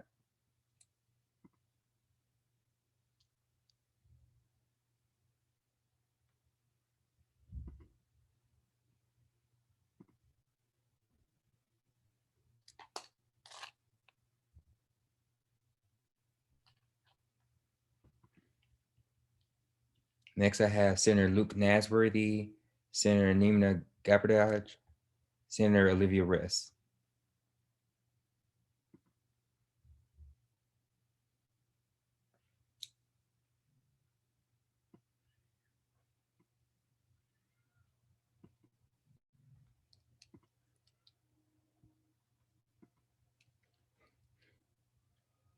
Next, I have Senator Quentin England, Senator Tyler Roy, Senator Adrian Rigadale. Sorry.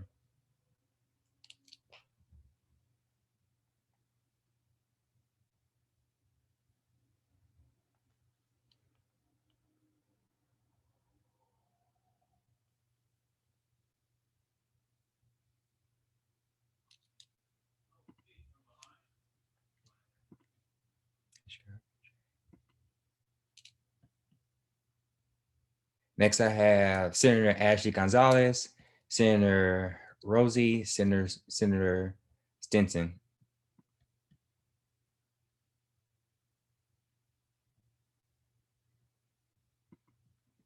Next name I have are Senator Molina, Senator Henry Millian, Senator Jackson Destiny.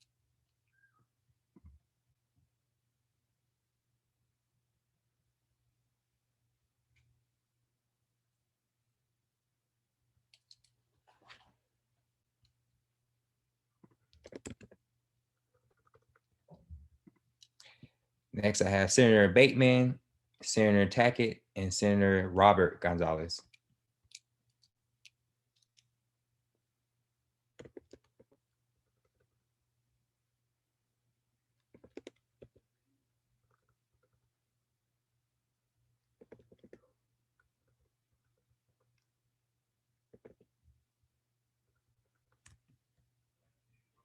Senator Robert Gonzalez.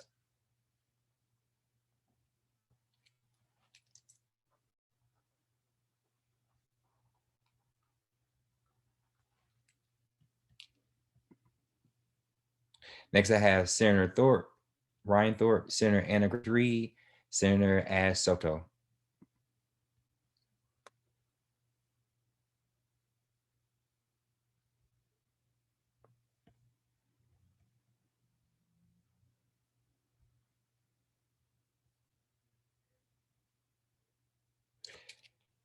Senator Bruce Suarez, Senator Kat Klink, Senator Catherine Lessard.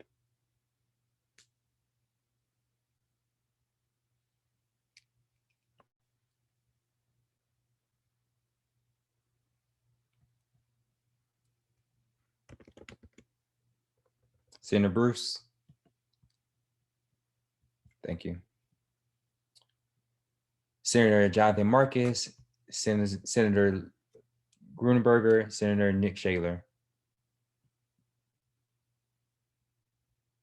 Ooh, perfect. I was the quickest.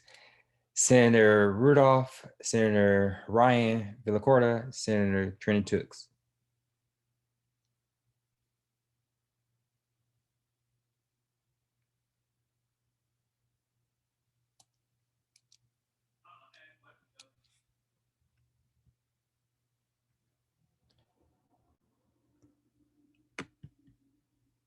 Senator Hunter, Senator Rodriguez, Senator Murray.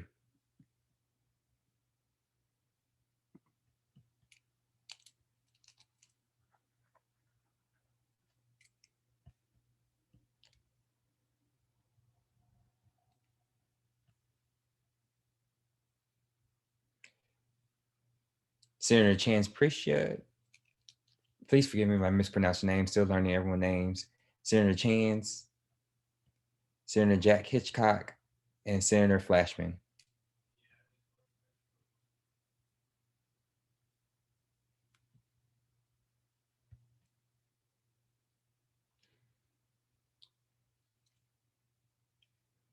Senator Moore, Senator Sarah Nemeth, Senator Sasha Martin,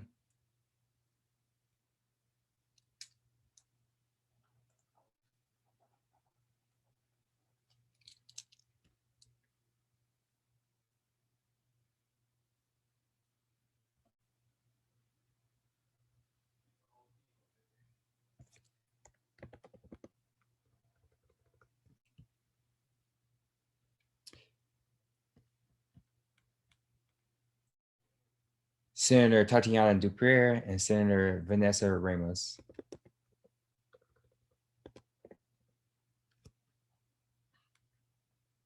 And Senator Gertz, I called you earlier. I know you're in here. And anyone else that I did not call, Senator Randall.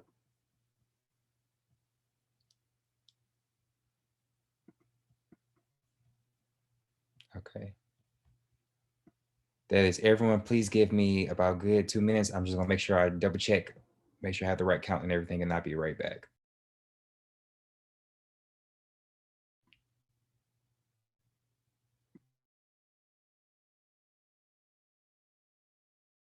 Oh yeah, and Senator Wayne.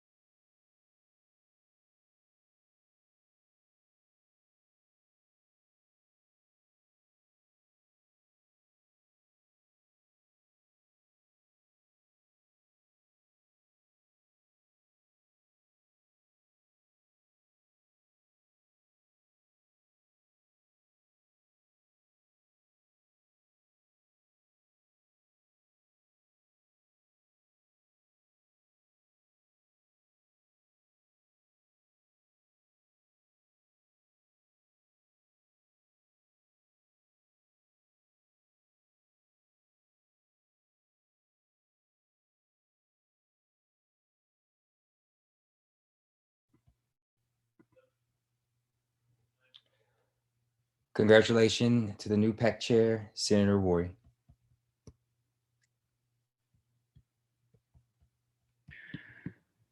Congratulations, Chair Roy.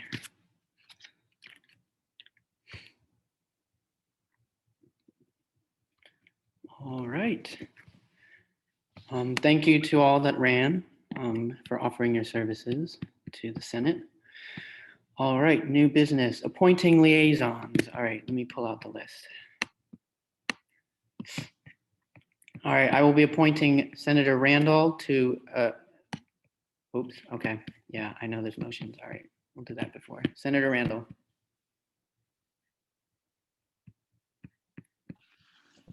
Mr. President, I move to unlock the calendar and have the chair reconsider Resolution 8 to be sent to Rules and Calendar due to its mentioning of do not condone and request amounting to a condemnation per Student Body Statute 401.1A. Is there a second? Senator England? Second the motion. All right, is there an objection?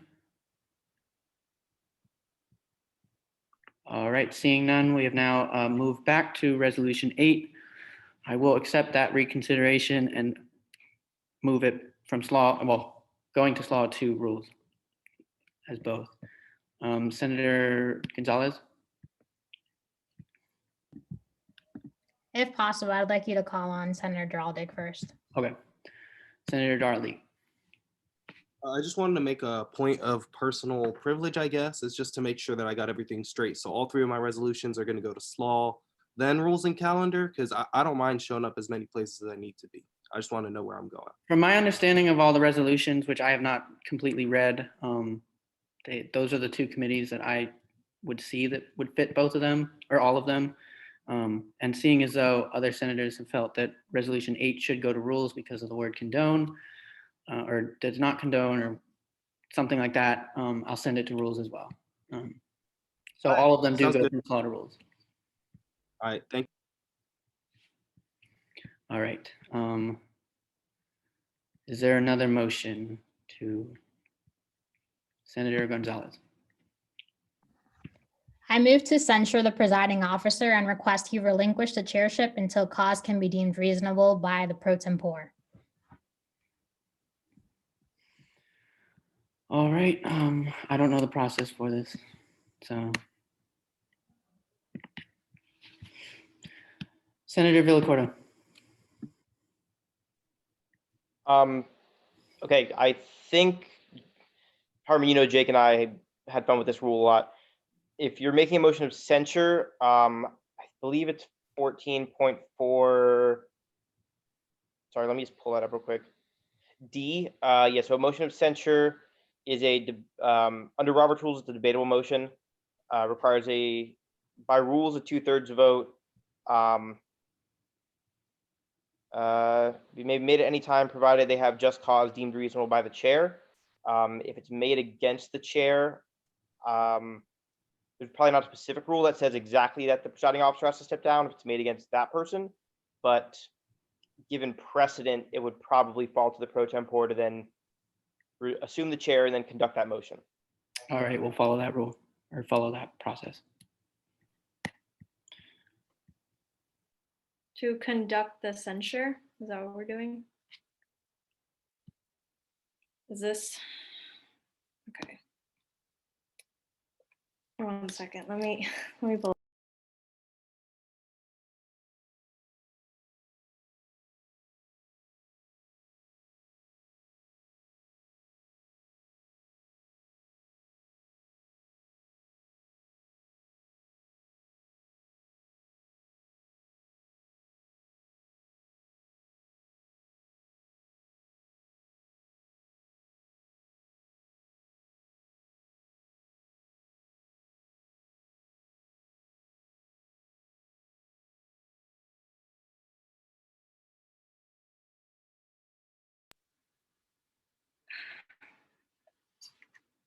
Deshaun or Dr. Bounden, is this debatable?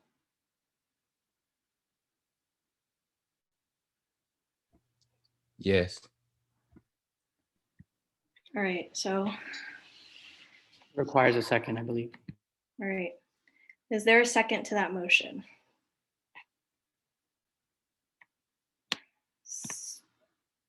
Senator Stoltz. So seconded. All right. Point. Are we allowed to do points now? Okay. Senator Boole, point. Point of information, I did not hear at all what Senator Gonzalez said. She just motioned to censure the Senate President Harmon. Does that answer your question? And what was the reason? Haven't gotten there yet. Okay, okay, thank you. Senator Villacorta. Yeah, so just by Robert's rules and point of clarification on how this would work parliamentarily, it's a debatable motion. It would be introduced kind of like a bill in which the person who made the motion would have an opening, could produce any evidence or make any argument. Then it would go to technical non-debatable, pro-con, and then vote. Okay, thank you, Senator Villacorta. All right, Senator Gonzalez, you have 5 minutes for your opening. You may begin whenever you're ready, sorry. Awesome, thank you, Pro Tempore Wang. So I wasn't planning on doing this, but I think it definitely calls for it. I don't think I would be true to myself, and I don't think I would be true to all women out there if I didn't call for this censure. So with that said, I'm here today, and I have introduced this motion because upon asking why I was placed in budget when it was not any of my 3 preferences, according to the budget, I mean, the committee preference form that we had to fill out, Senate President Harmon responded that it was because I was a woman. And I have sent the picture to Pro Tempore Wang, and I'm not the only one actually that this has happened to. This exact same, with the exact same verbiage, happened to another female senator here in the 73rd Senate. And it was, we were placed in our committee because we were women. And, you know, as nicely as he worded it, because obviously he didn't word it like that, he worded it something, I'm going to actually read it to you all. He worded it, he said, in regards to the other committees, it was more of a numbers thing. Budget did not have any strong female voices on the committee. I felt that you and Senator Blank would be strong voices in this committee as it handles the entire budget, and we need better representation in the allocation process. So he said it was because budget didn't have any females and I was a female, so he put me in budget. And I even reached out to our advisors in an email, and I explained it. I sent them the pictures, and Senate President Harmon responded, and he basically reaffirmed what he said. And he said that I would be a strong influence to other women, but it was still reaffirming that I was placed in this committee because I was a woman, and that is discrimination by definition. It is discrimination to place me somewhere because of my gender. It is factual. It's the definition of discrimination if you look it up. And I'm not going to sit here and take something when I did not ask for it, and because of something that was assumed of me and something that I did not ask for. So that's why I've presented this motion. With that, I yield. All right. 24 seconds to your closing. Are there any technical non-debatable questions? Senator,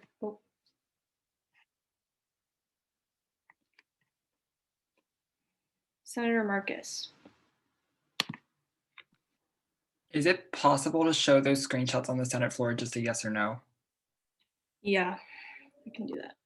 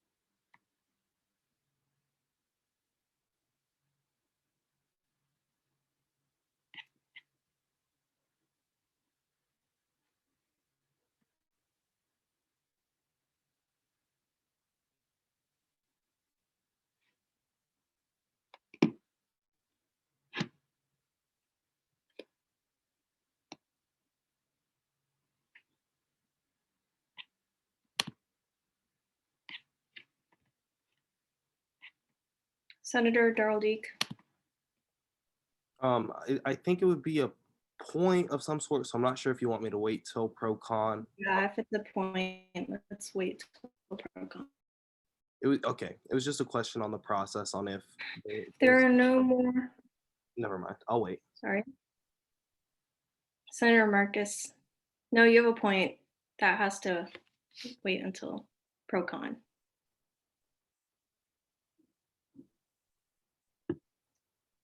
Yeah, I'm gonna wait until pro-con to do that.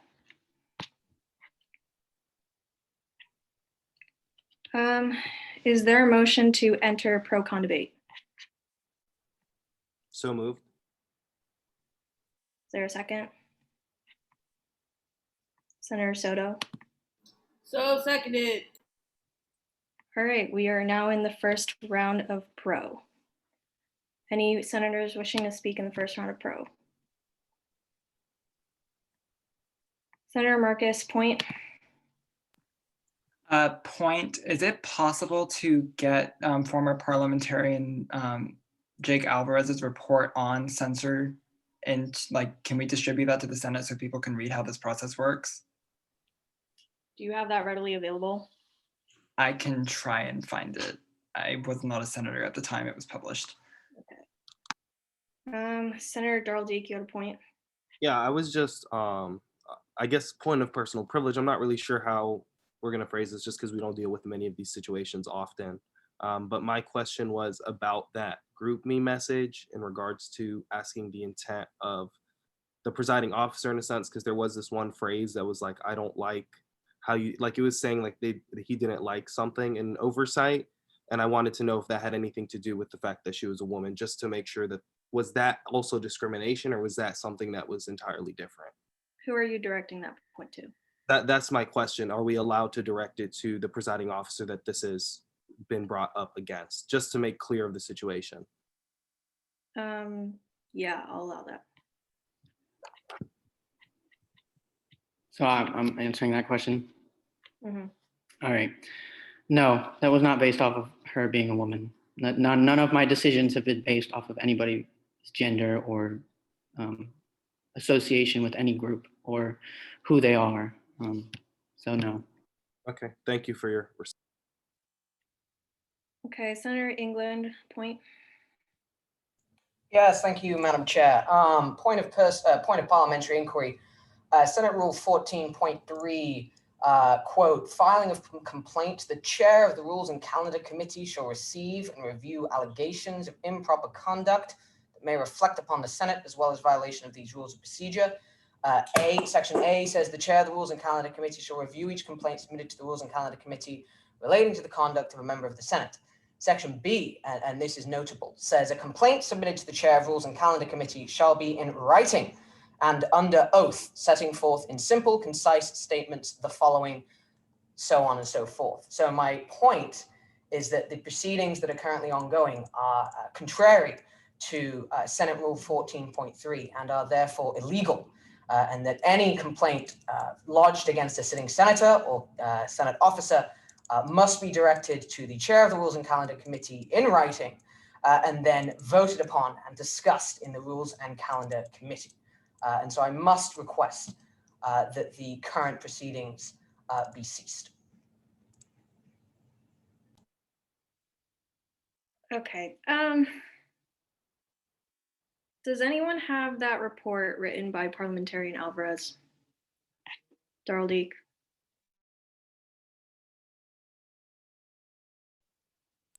Yeah, I have the report because he sent it to me when I was serving as president. I can forward it out to all the senators. Right now, I just gotta find it if it's in my email or if it's in the president email. I'm not 100% sure, but I'll look for it, and if I have it, I'll send it out. But I did have a point in regards to what Quinton said, or sorry, Senator England, and that this is different. Like the censures and a complaint are two separate entities from what my understanding, and a censure can be made at any time versus a complaint is more of a formal process where you receive that complaint to the chair of Rules and Calendar. So these are two different processes. However, they deal with similar instances of, I guess, code violation in the sense of us breaking our duty or doing something we shouldn't do. But just to clarify, these are two separate processes. So I believe so far we've been within our rules, within the bounds of our rules when it comes to this censure. But I will send out that report if I can find it. Okay, Senator Stoltz, you have a point. Yeah, point of inquiry. So if we're in the pro, is that in favor of censuring the presiding officer? Yes. Okay, thanks. Senator Villacorta, you have a point.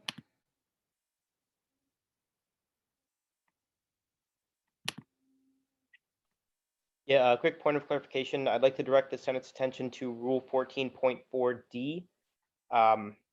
I can read it out. All motions of censure shall require a two-thirds vote of the Senate. Any senators may motion for censure of any other senator at any time during a Senate or committee meeting, provided they have just cause deemed reasonable the chair. So I had worked with Senator Alvarez on kind of going over all the censure rules when he wrote that report. And we found that there's a distinction made specifically in 14.4D between motions of censure and resolutions of censure.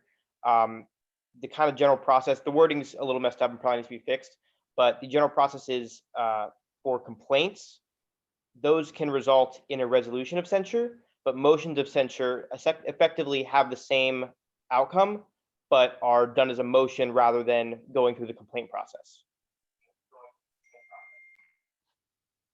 Okay, Senator Randall, do you have a point? Or are you wishing to speak in pro? Thank you, Madam Chair. I have a point of information for the Senate President, for President Harmon.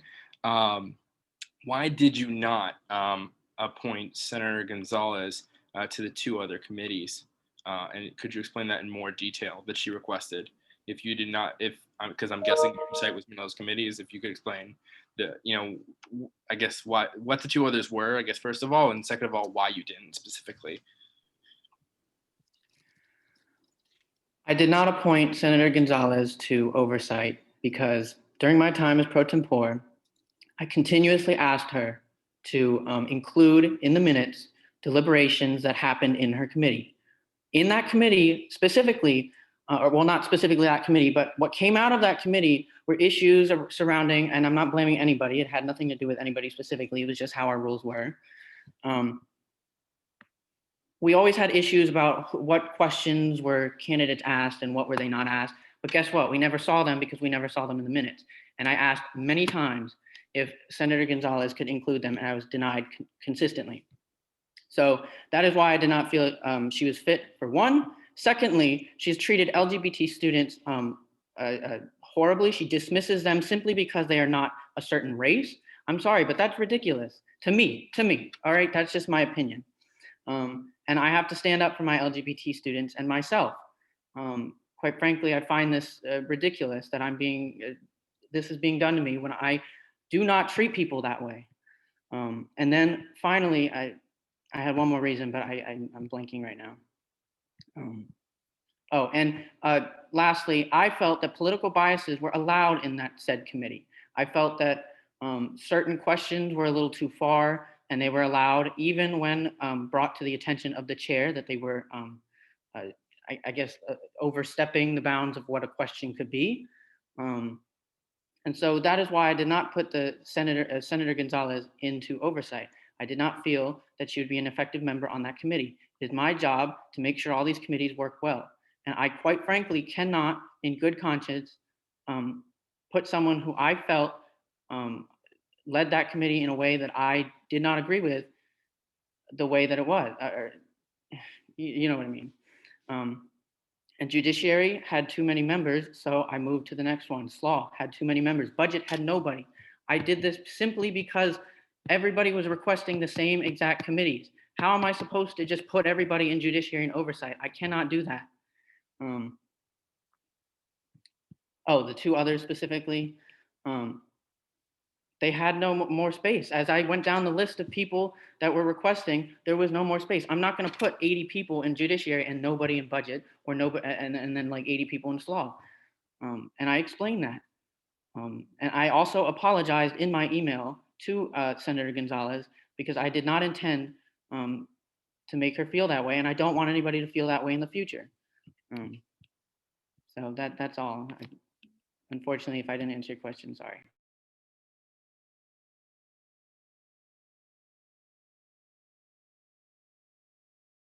Okay, so I found the report. Deshaun, if I want to send something to the entire Senate, what is that email? I can do it. I have it. Okay. Senator Stoltz, point. Yeah, I had a question for the president, Mr. Harmon. I find that to be a very serious charge against Senator Gonzalez. Do you have evidence supporting that charge of disrespecting LGBTQ plus students? No, but it was in our Senate group chat, and I'm sure a lot of other senators saw it. So Thank you. and the 72nd group chat no longer exists. Senator Villacorta, point. Point of order, I'd ask the chair to, in the future, and all members to please abide by Rule 12.5. No senator shall refer to another senator or speaker by name or gesture during debate. You can refer to titles such as complainant or chair or Senate president, but according to the Senate rules, referring to another senator by name is prohibited. Also, as a point of order, the complainant, given that the wording of Robert's rules is disparage or is negatively talked about, has the right to invoke right of reply to address any charge made against their character as it comes up. Okay, thank you.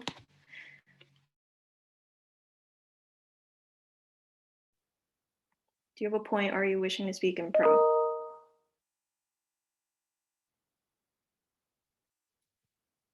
Oh. Senator Gonzalez, seeing as this is your own motion, I'm not sure if I am allowed to recognize your point.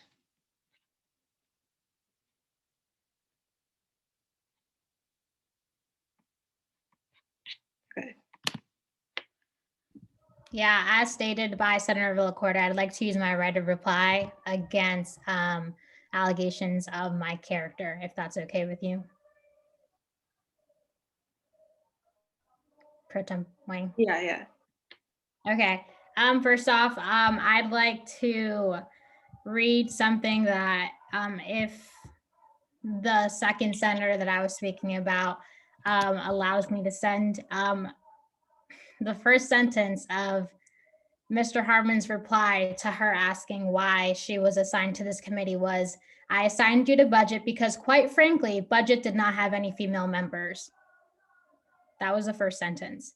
And then with that said, for the allegations that were raised against my character, the instance actually that Mr. Harmon is referring to is when we were fighting about whether we should come to a Senate meeting that Denton was presiding. And a senator said, we were talking and it was something about how people of color should not have to come and voice their concerns and should not have to live through their trauma just so white people honestly felt comfortable and understood where we were coming from. And a senator said that he wasn't just white, he was part of the LGBT community. And I responded, yeah, but you're white. That's what he's talking about. And that's why he said, I don't support LGBT students because of their race. That's the specific time he was talking about. And that's because intersectionality is very important when it comes to a lot of things.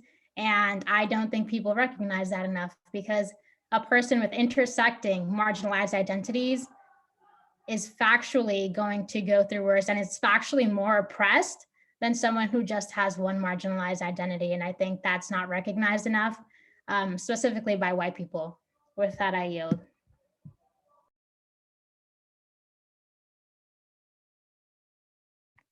Senator Villacorta, did you have a point? Senator Stoltz, do you have a point? All right. Is there anyone wishing to speak in pro of this motion?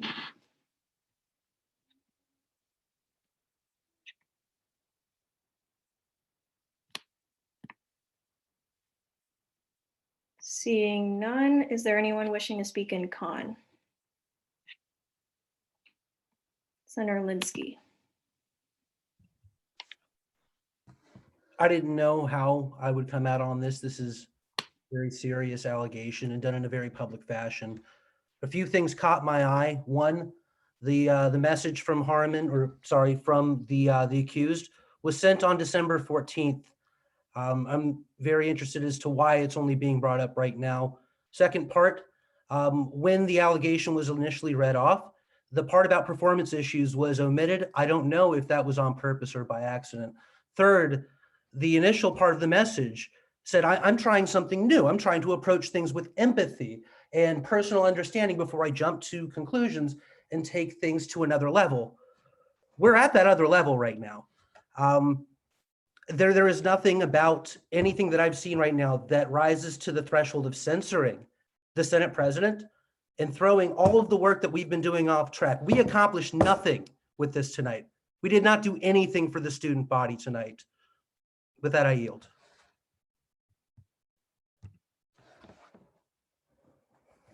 All right, Senator Linsky, you yield.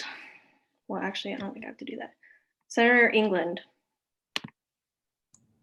I just wanted to say that I personally do not believe that the Senate president was acting with any malicious intent. The facts of the case, since we seem to be dealing with facts tonight, the facts of the case is that there were a few unassigned members remaining who needed to be assigned to committees.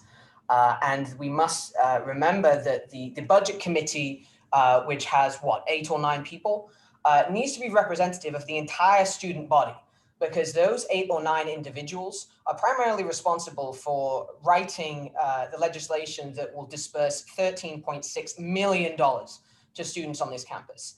And so I personally would think that it's a good idea to have as much representation on that committee as possible, because there's going to be those 8 or 9 people that are making these huge decisions. Yes, that decision comes to the Senate, but the people grinding the numbers, the people doing the grunt work, is the budget committee. And so I think if you don't have representation on that committee, what does that say about this Senate? And what does that say about the Senate president if he's failing to appoint several identities to this committee? Because then we'd be on the flip side and asking, why didn't certain people, why didn't certain identities get appointed to this committee? So personally, I think this is an attempt by a disgruntled senator who did not get appointed to the committee that they wanted to, and then lost the chairship in a tie-breaking vote. And I think that this is ridiculous. I yield. All right, Senator England, you yield 41 seconds to the first round of con. Senator Lassard. Hi. I personally believe context is everything here. We are getting a small snippet of what the accused said. We're not hearing what was said after his initial statement, and I don't believe we can adequately make an opinion or a decision on whether or not this motion should be heard without full context of his comment, and I believe we're missing that. I yield the rest of my time. Senator yields 19 seconds to the first round of con. Senator Randall. Thank you, Pro Temp Wang. First of all, Senator England, I really appreciate it if you refrain from personal attacks on people's character. I understand emotions are high, but per Senate Rules of Procedure, specifically 1.9, that would make me feel a lot better. I don't agree with this motion at all. And I think the biggest issue for me is... I'm sorry, Senator Randall, the first round of con has now expired. We are now in the second round of pro. Is there anyone wishing to speak in the second round of pro?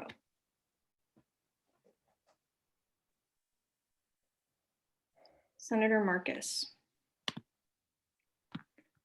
I'm reading from Merriam-Webster.com the definition of sex discrimination, and it's discrimination based on sex and especially against women.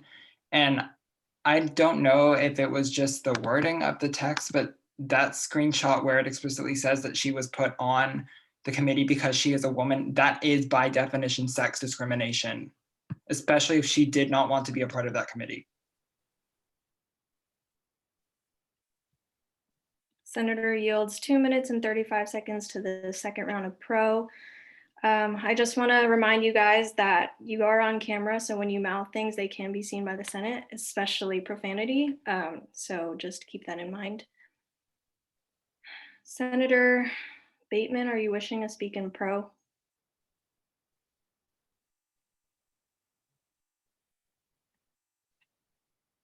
Is that a yes? I would like to raise a point of information.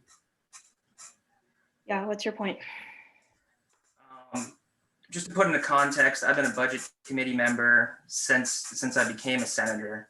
And there was one particular moment during budget deliberations, which I think is very important to the context of this situation.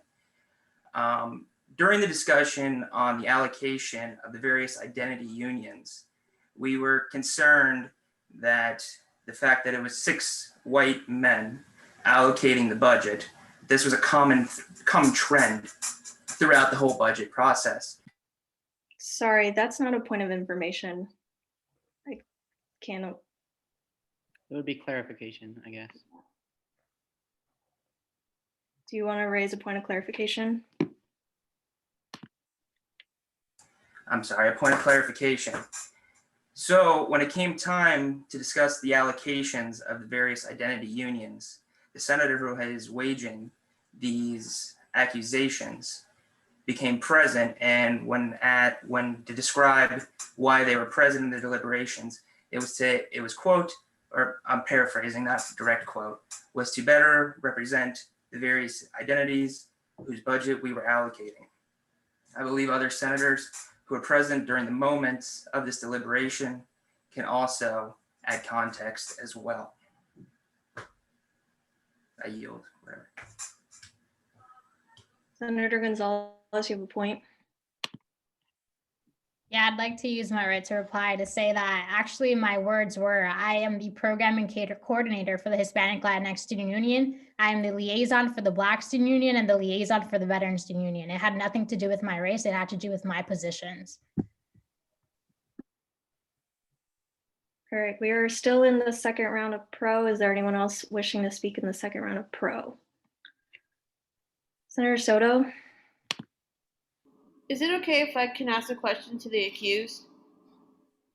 Is that a point? I guess, I don't know if it's a point of information or clarification. I guess it's a Information. Yeah, information if you're asking. Okay, a point of information then. How come you didn't notify the people that didn't get their top 3 choices about like the fact that they would be placed on a different committee? I have been Senate President for like a month now. I have had no, I'm not practicing to be Senate President. I don't know how everything, I assume that just by sharing the committee assignments, that would be it. And, unfortunately, not everybody gets their choice. And that is why I didn't specifically email specific senators. And if I emailed specific senators, who's to say that this might not lead to something else? All right, we are still in the second round of pro. Is there anyone wishing to speak in the second round of pro? Senator Villacorta, you have a point.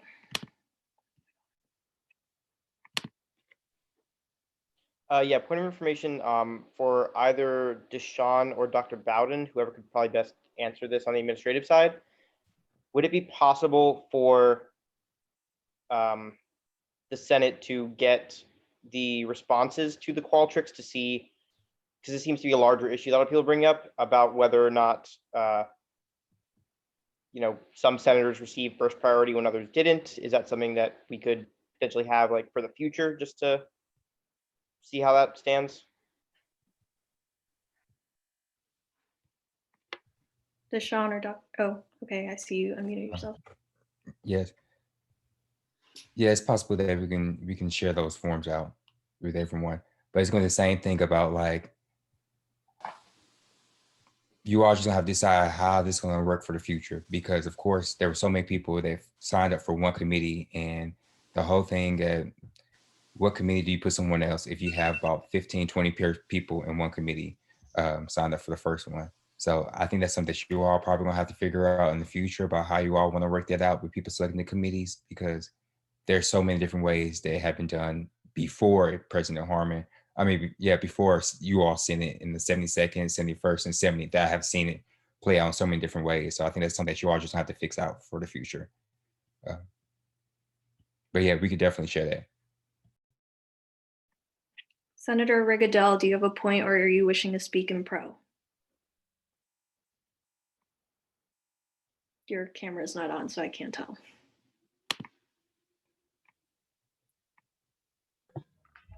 Hi, yes, I have a point of.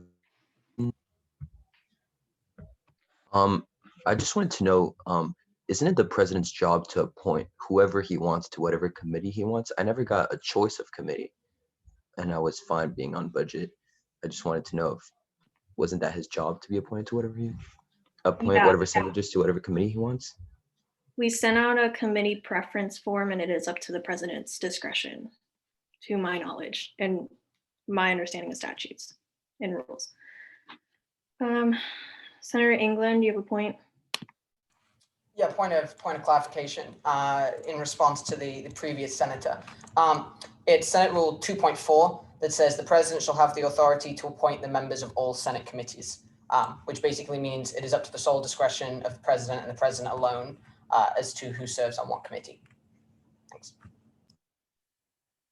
Senator Darldeek, do you have a point?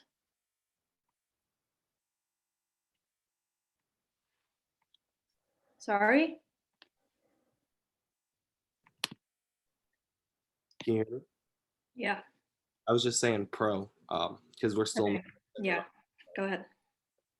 I just want to say that, you know, from experience when it comes to committee assignments, nobody's ever happy. You know, I did it myself and I had to try and figure out where people wanted to go. There was so many people who were still upset. I got so many emails about they want to move here, they want to move there. And I did my best to respond and give them what they felt like they wanted in the best way that they could serve their constituents in the committee that they felt was most appropriate. But when it comes to this situation specifically, I think we just need to take into account not the fact that just she wasn't put in her committee, but the reasoning behind it stated specifically that she was a woman. You know, like that's the part that bugs me, is that it was like, you're a woman, you should be here. And I completely understand the situation Harmon was in, because, you know, when I was the Senate president for the budget committee, it was the same issue. There was always a sense of there was more men, and more specifically, mostly white men on that committee. And there's been an attempt for multiple Senates to diversify it. The issue is how he went about it could be perceived and can be classified as discrimination, because when he stated to her, I put you in this committee because you're a woman, although he gave her compliments and saying it's because she's a strong woman, because she can be a voice for other women, it was still, she was a woman. And so that's the issue that I have with this. So personally, I understand, you know, the both sides of why Harmon did what he did and why, you know, Senator Gonzalez felt the way that she felt. But at the same time, they both need to have a conversation with each other to move forward. And even beyond that, it's a tough job for everybody in here. We've been through so much. We're still going through a lot. And so I honestly hope we could take this to a vote, hopefully soon. It's 11:20 p.m. on a Wednesday. But beyond that, like I said, the biggest thing is he said she was a woman. No matter how many times he complimented her, no matter what he said in it, that to me just sucks that was the wording. And so with that, I yield. Senator yields 36 seconds to the second round of pro. Is there anyone else wishing to speak in the second round of pro? Senator Randall? I have a point of clarification for the Senate body. Just so everybody is aware, Senate Rule 5.1, committee appointments, the president shall appoint all committees of the Senate. And this is important just in the future in case, because this might need to come up. Senator Gonzalez wants to change her committee assignment. It says the Senate body may request the president reconsider committee assignments by 3/4 of the Senate. That may be something I think, you know, people might want to consider. Thank you. Senator Rigadell, are you wishing to speak in the second round of pro?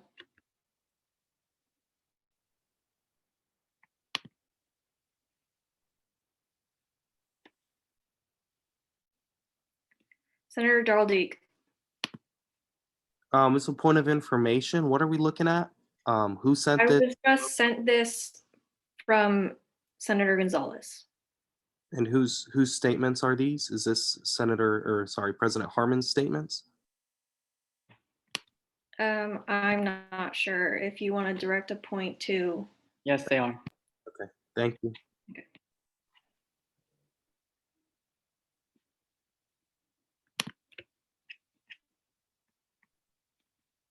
Right, there are 36 seconds left in the second round of pro. Or is there anyone else wishing to speak in the second round of pro? Point, Senator Gonzalez. Yeah, the other senator of which this happened to sent the screenshots and I sent those to you. So if you could put those on the screen, that'd be great too.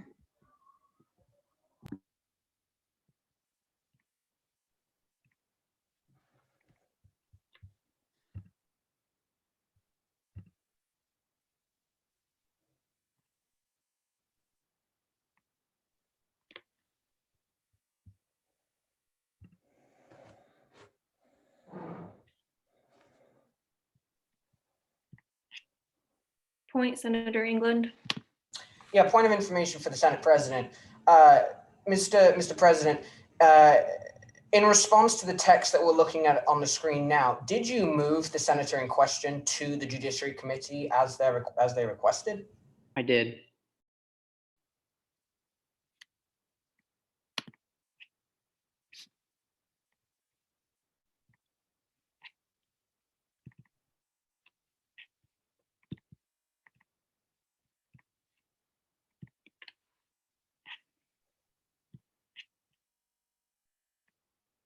Senator Randall, do you have a point? Thank you, ma'am. Point of information for Senator Gonzalez. Did you request to be moved to a different committee after you received this text? That group me text, sorry. That's not this text. I got confused. Yes, Senator Randall, I said that he said that he was considering, I think at the end of the screenshot, it says that he was reconsidering a few people and he could reconsider me. And I said, yeah, if it was possible that he could please reconsider me and put me in oversight, but that didn't happen. I'm still in budget. Which is fine because that's not the point, but whatever.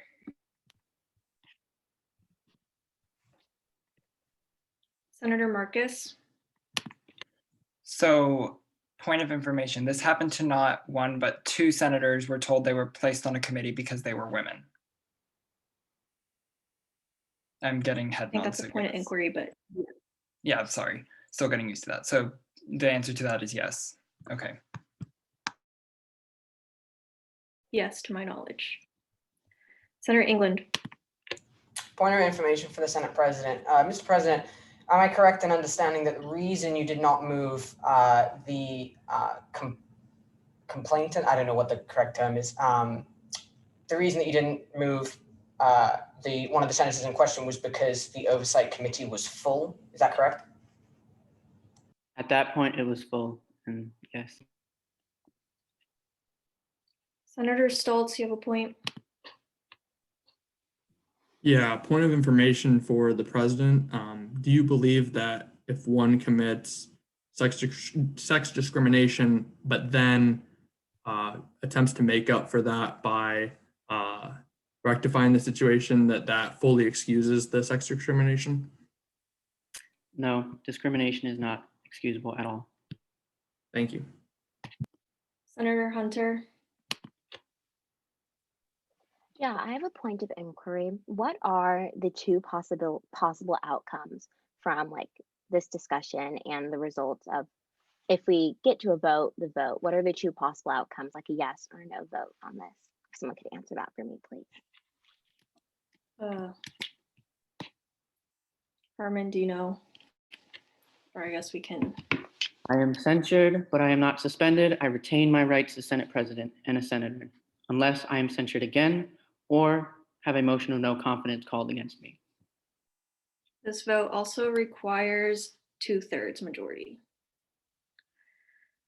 Senator Villacorta.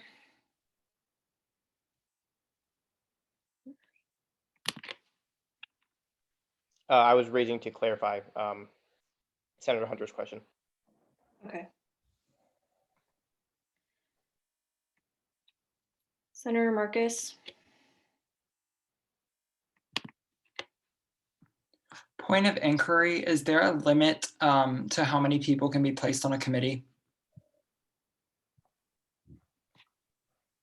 President Harmon, I'm going to direct that question to you. No, there is not, but it doesn't make sense to put 15 people on one and 3 on another. So, no. Senator Villacorta. Oh, put your hand down. All right, there are 36 seconds remaining in the second round of pro. Is there anyone else wishing to speak? Sarah Marcus. I just want to say that I do not believe that Senator Gonzalez would be doing this out of spite. I don't think this is an accusation she takes lightly. Senator yields 25 seconds to the second round of pro. Is there anyone else wishing to speak in the second round of pro?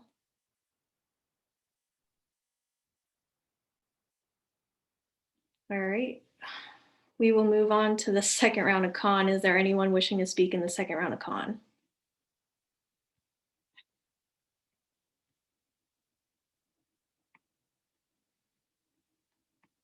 Chair Randall.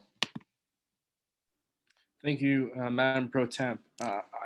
So there are a lot of issues to this. First of all, when we're talking about the Oversight Committee, I do understand President Harmon's previous point, because there were numerous allegations of transparency issues, and I understand those concerns. Specifically, just pointing out someone who raised it publicly, the Torchlight Center, I remember, publicly asked all committees to keep more detailed minutes on deliberations related to candidates and their voting process. And I know that occurred as a result of issues in multiple committees, including the Oversight Committee. I do think President Harmon should have been more transparent with the entire Senate regarding, what committees were filling up. And in the future, I'd like future Senate presidents to make sure that they are more transparent if committees are getting too full. But I think the fact of the matter is, when committees were full, he needed to put people in budget. He didn't have a choice. I think he worded his words incorrectly. He was trying to point out any sort of bright side, given that he hadn't had the opportunity to place the senator in the committee she requested, and that's a tough spot to be in.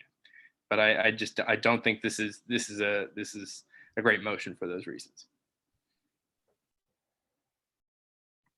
Senator yields 1 minute and 39 seconds to the second round of con. Is there anyone else wishing to speak in the second round of con? Senator Darrell Deek, do you have a point? Barring any further comments in pro and con, I move to call the question on the motion. All right, is there a second? Senator Stoltz.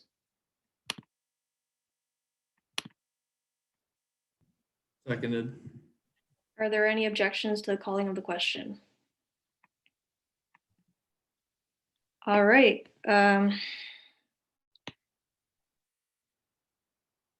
Senator Marcus, Can I ask a point of inquiry here about how these ballots will be cast?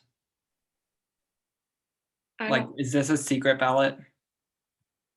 Yes. It's not, because it's a regular motion. Yeah, it's not a special election. True. Okay, we are now in line to vote, please.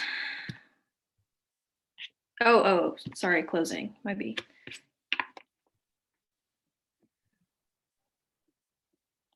Senator Gonzalez, you have 2 minutes and 24 seconds for your closing. Whenever you are ready, you may begin. Thank you. So I think we were straying away from what this is actually about. I think the point of the matter is, what is discrimination? You can look up the definition, and then you can look at what he said. And it's quite evident. He said, because you are a woman, to two women, not just me, to two women. And that is discrimination by definition.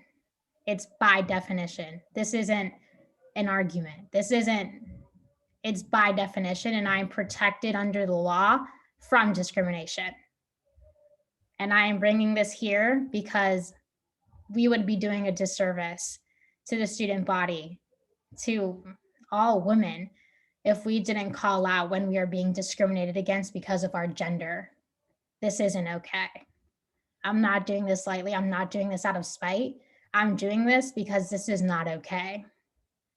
You can't say, because you're a woman, I'm going to put you here. What is this, the 1960s? No, this isn't happening. With that, I yield. Senator waives the remainder of her time. We are now in line to vote. Please vote yes for yes, no for no, go faster for abstention.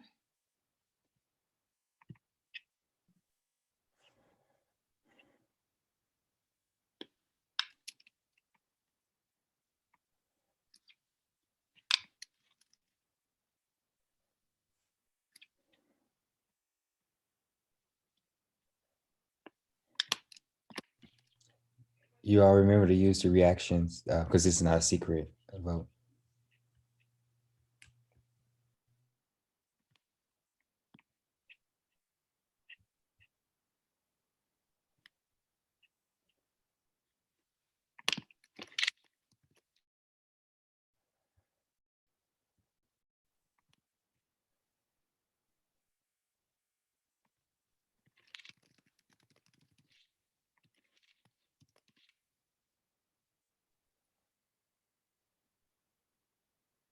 Okay, it's not like keeping your votes up. Deshaun, is there any way we can?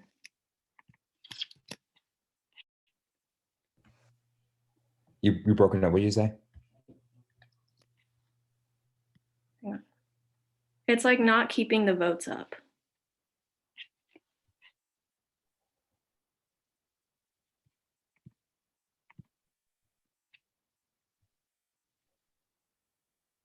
Okay, I'm getting messages to explain what yes and no mean in this context. Yes is yes to the censure, no is no to the censure.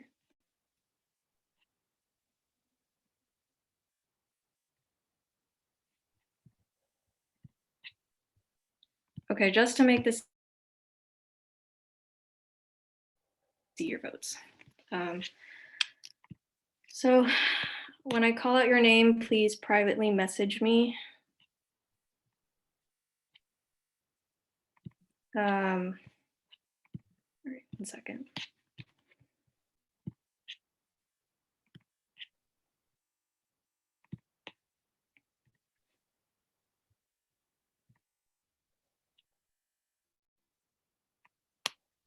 Deshaun, is there any way, like any better way to do this? Just because Senator Bull has a point. Yeah, Senator Bull. I have to deal with this in a couple other ways. A way we can keep it public and still vote is you say all four, and then everyone raises their hands if they're for, and then you can count because the hands actually stay up, unlike the yes and no functions that are now reactions, they disappear. So you can just do raise hand function as yes, raise hand function no, and then raise hand function abstain. Okay, I think that's a good idea. I'm gonna do that we're gonna vote. I'll call for yeses and then I'll call for nos and then I'll call for abstentions. Is that okay? Okay. For all in favor of this motion, please raise your hands.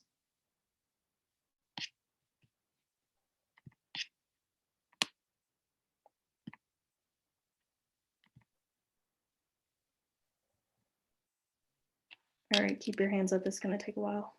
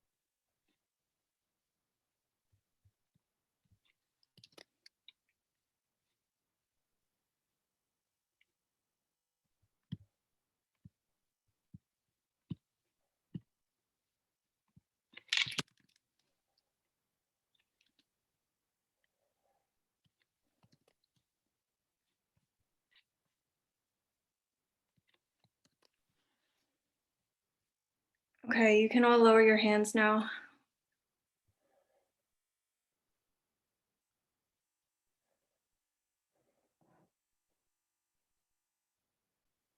Okay, everyone wishing to vote against this motion, please raise your hand.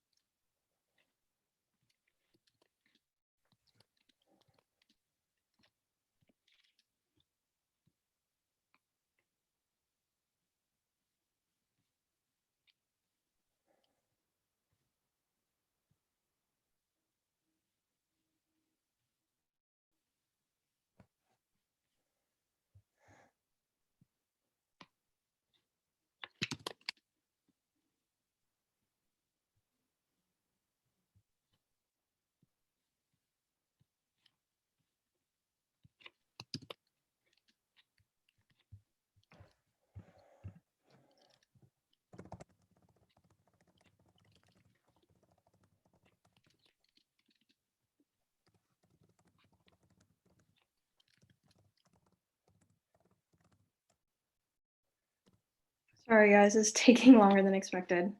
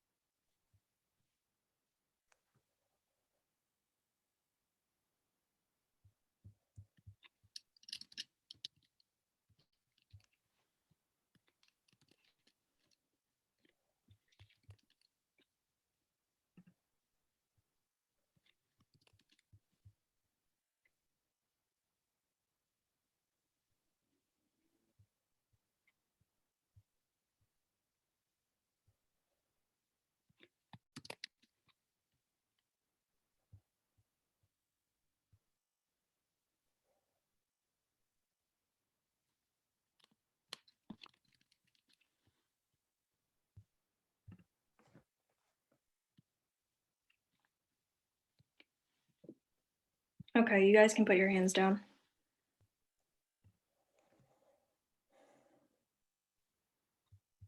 Are there any abstentions?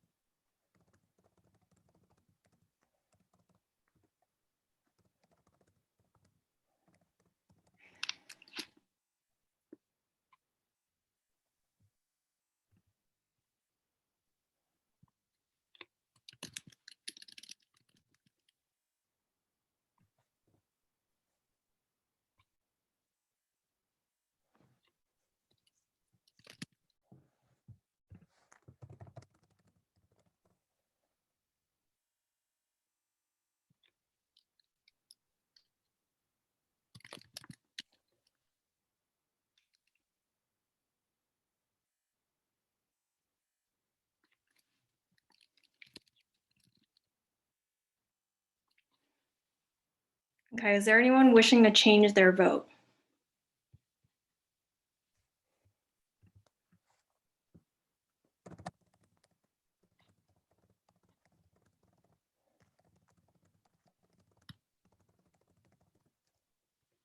If you are willing to change your or wishing to change your vote, just chat me, please.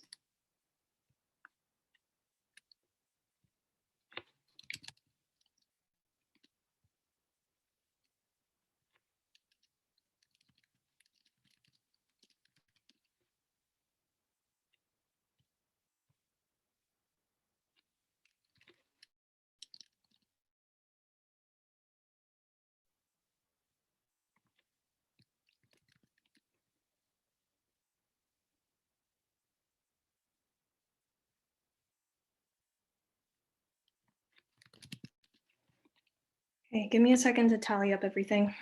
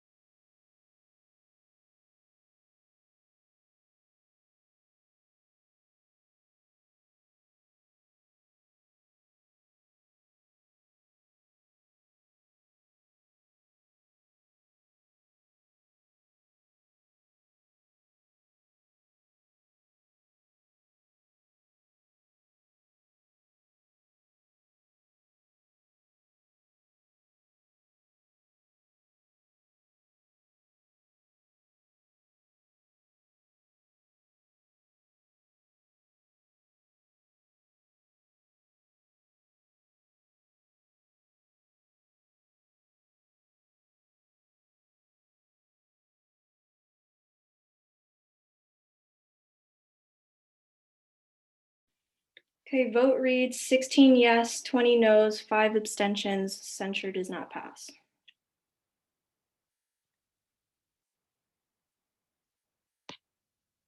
I guess I just relinquished chairship back to Harmon.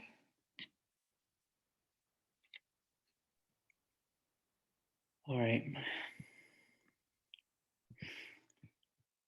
We can continue with liaisons and then we'll go to closing announcements next. I will be appointing Senator Randall to the Jewish Student Union, the liaison to the Jewish Student Union. I will be appointing Senator Ashley Gonzalez to the Veteran Student Union. I'll be appointing Senator Ash Soto to the Pride Student Union. I'll be appointing Senator James Bateman to MRU, Senator Quentin England to the Executive Branch Liaison position, and Senator Chance Precia for the liaison to BSU. Also, I will be reinstalling the Racial Inclusivity and Justice Ad Hoc and appointing Senator Hunter. Oh, I'm sorry, I did not have you on the list, my bad. Senator Marcus will be the AASU liaison as well. I apologize for that. Am I missing any liaisons before I continue? All right. I will be reinstalling the Racial Inclusivity and Justice Ad Hoc and appointing Senator Hunter as the chair, Senator Gonzalez, Senator Ramos, Senator Randall, Senator Soto, Senator Wang, and Senator Darrell Leak will all be appointed to the Racial Inclusivity and Justice Ad Hoc as their members. If you would still like to be a part of that ad hoc, please let me know and I can appoint you. Also, I will be appointing Senator Rossi as the HLSU liaison.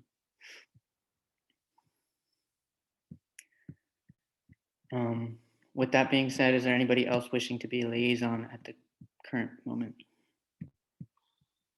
The last liaisonship for the agencies is the Women's Student Union. I'm hoping to get a liaison for that union. If not, it doesn't have to be agencies as well. It could be any organization you're a part of. Senator Darrell Leak.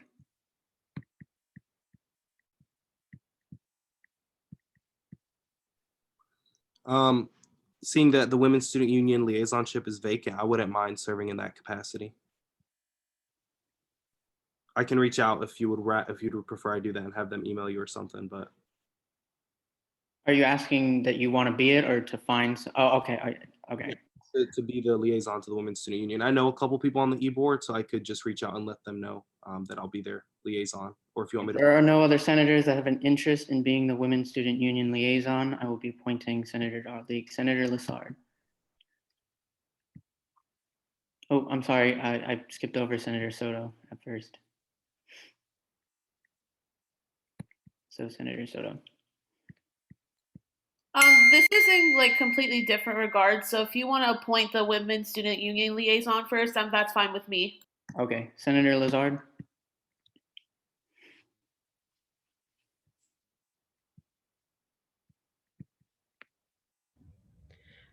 I wouldn't mind being the Women's Student Union liaison.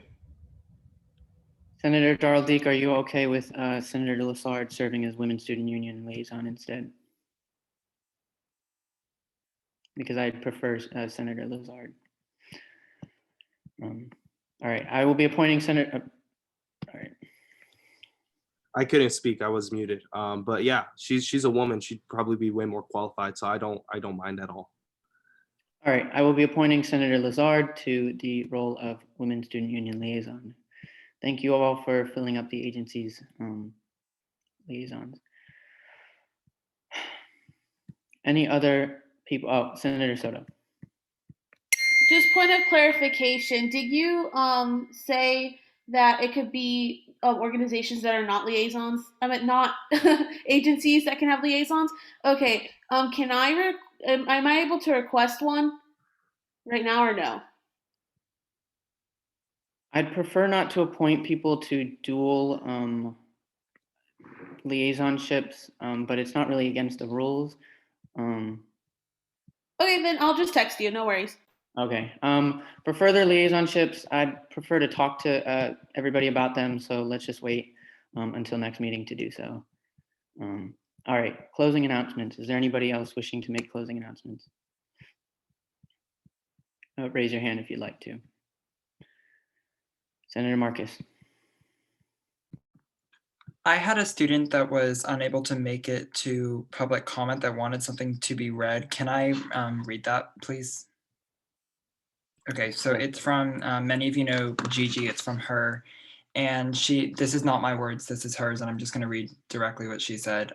Quote, as a student engagement ambassador and someone whose entire time in SGA has been spent urging students to get involved, it deeply saddens me to see that the executive branch has failed to continue to respond to incoming applications, 3 of which have been mine. Unlike other students, I have gone through the SGA application process several times, and I am lucky enough to understand that not getting a response after months was not my own fault, but at the fault of the executive branch. This behavior promotes an exclusive environment within SGA that discourages students who are eager to get involved. There is absolutely no point in claiming that, quote, we are bringing SGA to you, end quote, when students are sending in applications to fill empty seats and not even receiving an answer back. I urge the Senate to address this issue and to make sure the students who have sent in applications are finally responded to. Thank you, Senator Marcus. Senator England.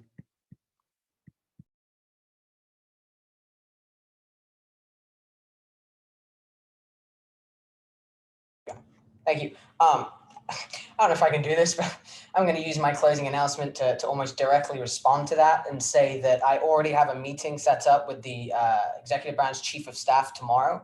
And so I will be doing what I can as the new oversight chair to hold the Chief of Staff and the Secretary of Appointments accountable and to do a thorough review with them of the application process and to make sure that no applicant's application is lost in the process. So I already have a meeting set up for tomorrow night, and I will inform the Senate next week the results and so forth. Yeah, I see you. Thumbs up. Thanks.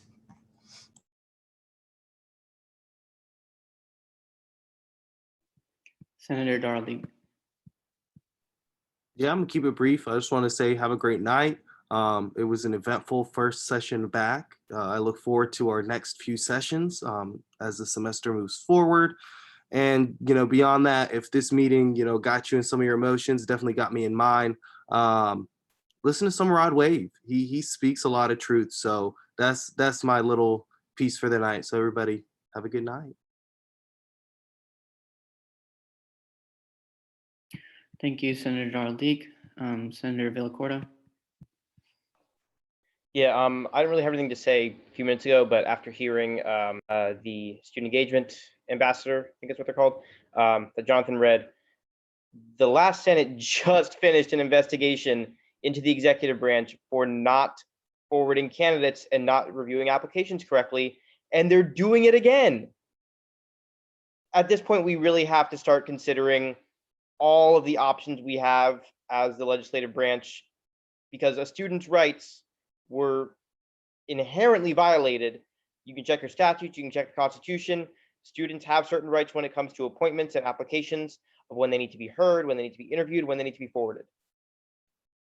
I don't know if, preferably, I'd prefer the Senate not to be the kind that lies down to the executive branch when they're blatantly violating students' rights, but hopefully we can see either a continued investigation or some sort of administrative action taken against the executive branch, because at this point, enough is enough. Thank you, Senator Villacorta. Senator Lazard. A point of information, are we not doing sweeping chair elections this evening as listed on the calendar? All right. Well, traditionally that happens when the Senate convenes. That's how we've done it with Dr. Acosta. So if we can wait, just have everybody stay back. They'll elect the chair and vice chair, and I'll oversee that. Because I'm not even sure who all of the people that are on sweepings currently. So we'll get to that. Anybody else wishing to speak in closing announcements? All right, Senator Villacorta, I'm assuming you just left it up by accident. Okay. All right. Advisor announce. Oh, actually, sorry. Well, we don't have officers. Pro Tempore Wang, would you like to make a closing announcement? All right. My closing announcement is this is not the way that I thought the Senate would go. I had no intention for the Senate to be this way. I deeply and truly apologize for the words that I said to the specific senators. I have never in my life discriminated against someone, to my knowledge, and I truly did not mean it that way. And I understand that it was taken that way. And I understand that a lot of senators believe that it was discrimination. And honestly, after reading it and after hearing everybody speak, I can agree with some of the sentiments said. I understand. Stop. So I will be thinking a lot about this. So if this is what you wanted, this is what you got. So we'll just move into advisor announcements. Have a great night. Deshaun, did you have any announcements? Yes, I'll make it quick. This is my last Senate meeting, so this week has been filled with a lot of emotions and reflection. And every meeting that I have had this week, I just came to the realization that this would be my last at FSU. So I would never forget FSU and you all. This place will always be a place I would never forget, because this is one of the very first starts of me as being a professional in higher education. And I just want to tell you all, thank you all for challenging me in so many ways and helping me develop as a professional. And sorry I was not able to connect with everyone personally. That's something that I wish I could have done, but know that I will always be a resource to everyone in the future. Ooh. Keep up the good work, and I look forward to the things that you all will do in the future. And thank you all for letting me being a part of student governance and advocacy. Thank you, Deshaun. Anna, you have any closing comments? Yeah. Hey guys. Congratulations on your first full week, I guess you could say, if we started last Wednesday. I want to reiterate my gratefulness for y'all's participation and the retreat on Sunday this weekend. We have kept the responses from all the activities, and we look forward to continuing to improve the environment in the Senate, whether that comes from the advisors, with y'all, and with the University Administration. I think that there's a lot of really great things we have going for us, and I'm excited to see how that comes together in the future. So take care of yourselves. And I will be popping into your committee meeting starting next week. So I will start to see you guys around. Yeah, that's all I've got. Good night. Absolutely. And I'll close this out tonight by, first of all, I just want to publicly thank Deshaun Scott for just all the amazing work that he has done in working with the Senate.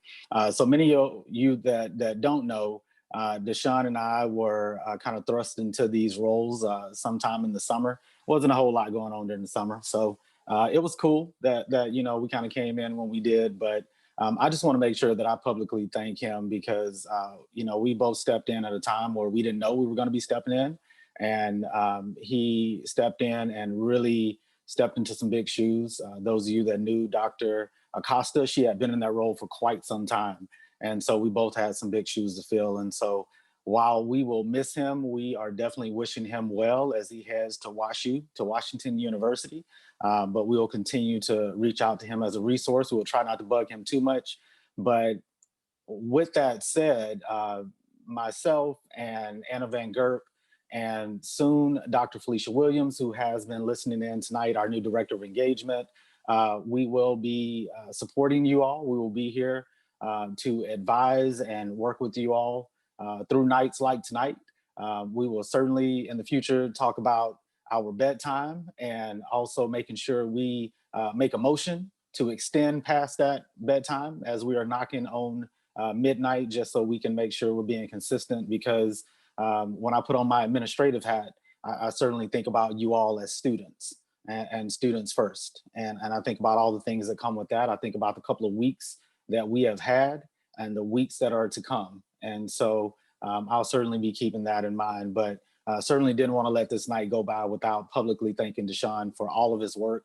We will do a little bit of celebrating him on Friday afternoon. I'll be happy to send out the Zoom link. Would encourage you all to join us at 3:30 on Friday, just to say farewell and wish him the best. But it is officially 12 o'clock. The clock just turned. And so this meeting is adjourned. Everybody have a good night. No, we have roll, sorry. We have to Oh, do man. roll. I was trying not to get us to like the 12:01. So I was trying to hurry up. All right, go for it.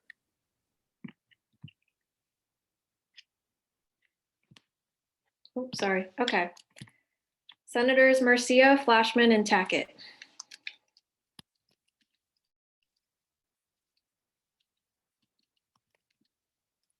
Senators Roy, Villacorta, and Marcus.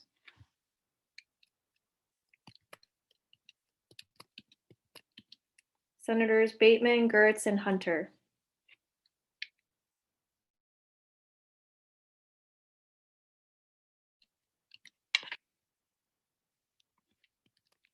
Senators Little, Bergen, and Rudolph.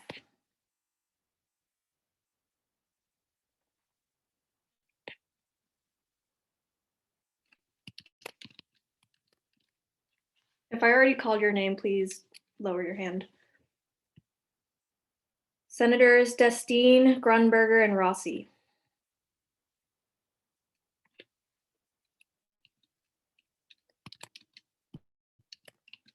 Senators Mouget, Shaler, and Prescia.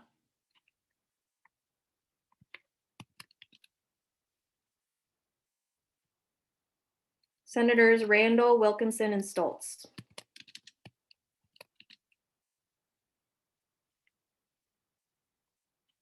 Senators Arut, England, and Nasworthy.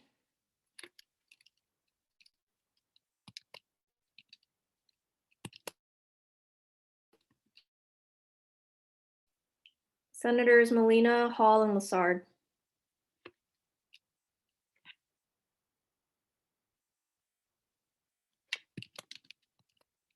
Senators Duperrier, Shanahan, and Rodriguez.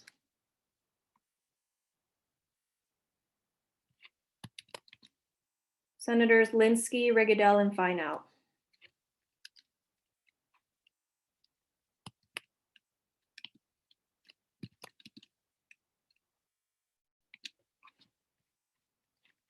Senators Soto, Lewis, and Ramos.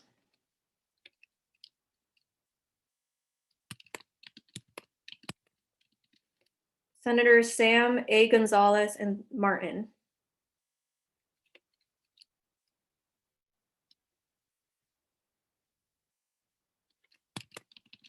Senators Gabadaj, Reed, and Moore.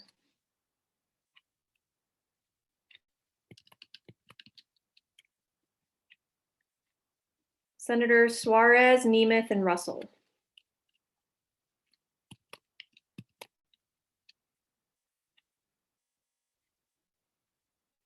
Senator J. Hitchcock, Melion, and Murray.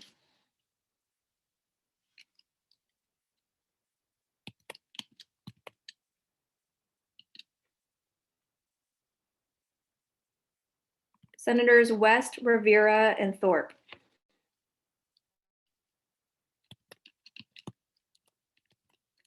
Senators Kay, Hitchcock, Darrell Deek, and Tooks.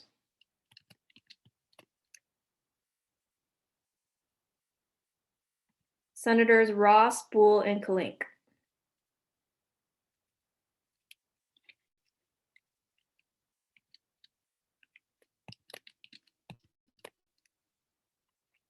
Senators Luis, Stinson, and Gonzalez.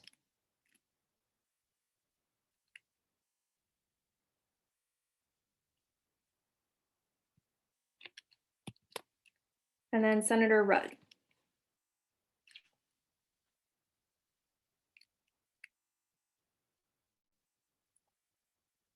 Senator Rudd, are you here? Okay.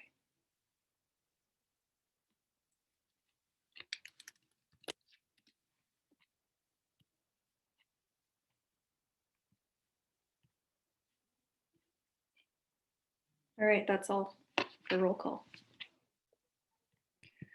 Thank you so much, Pro Tempore Wang. Is there a motion to adjourn? Senator Rudd.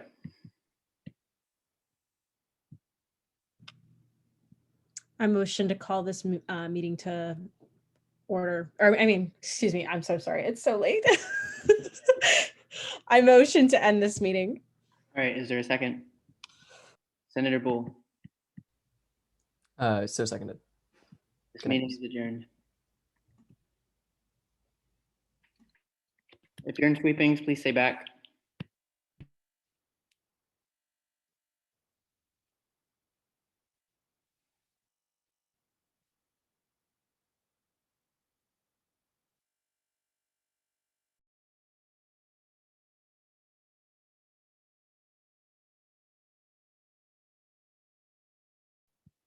All right, just to confirm, y'all are all for sweepings from each committee. All right, we will elect them the same way as the election of chairs for the normal committees.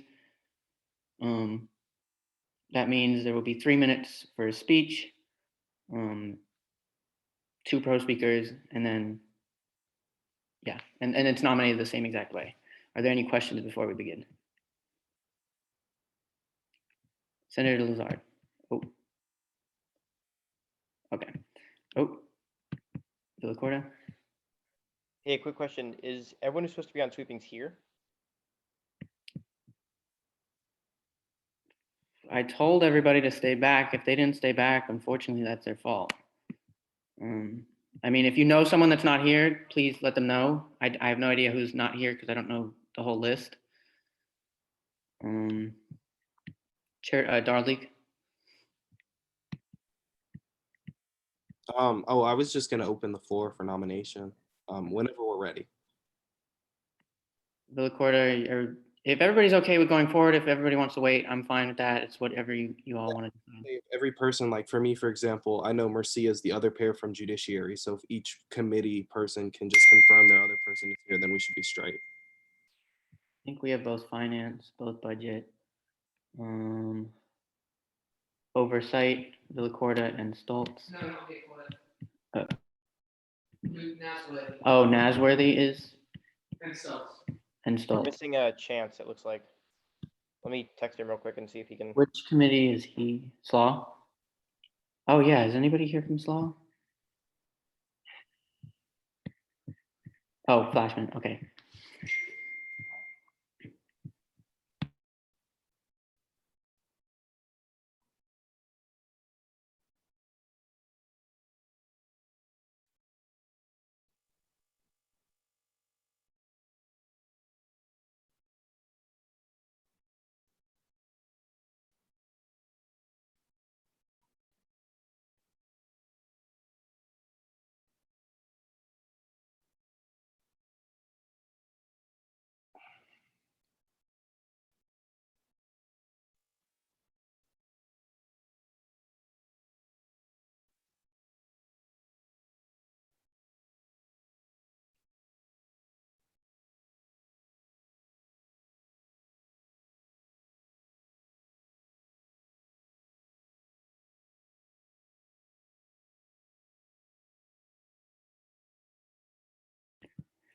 All right, I think we have everyone.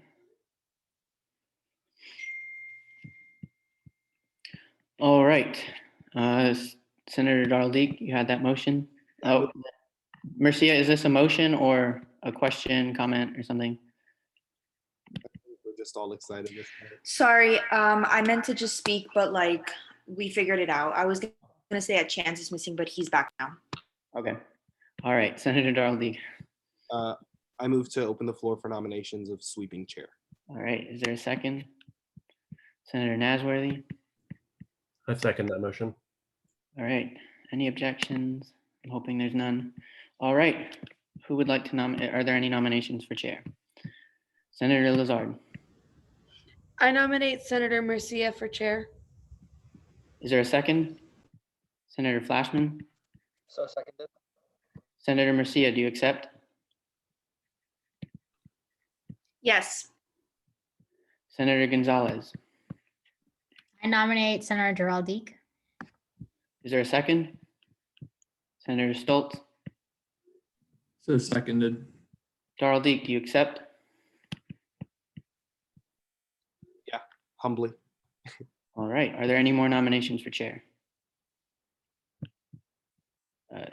Senator Stoltz, was your hand still? Okay, Senator Gonzalez. I move to close the floor. All right, is there a second?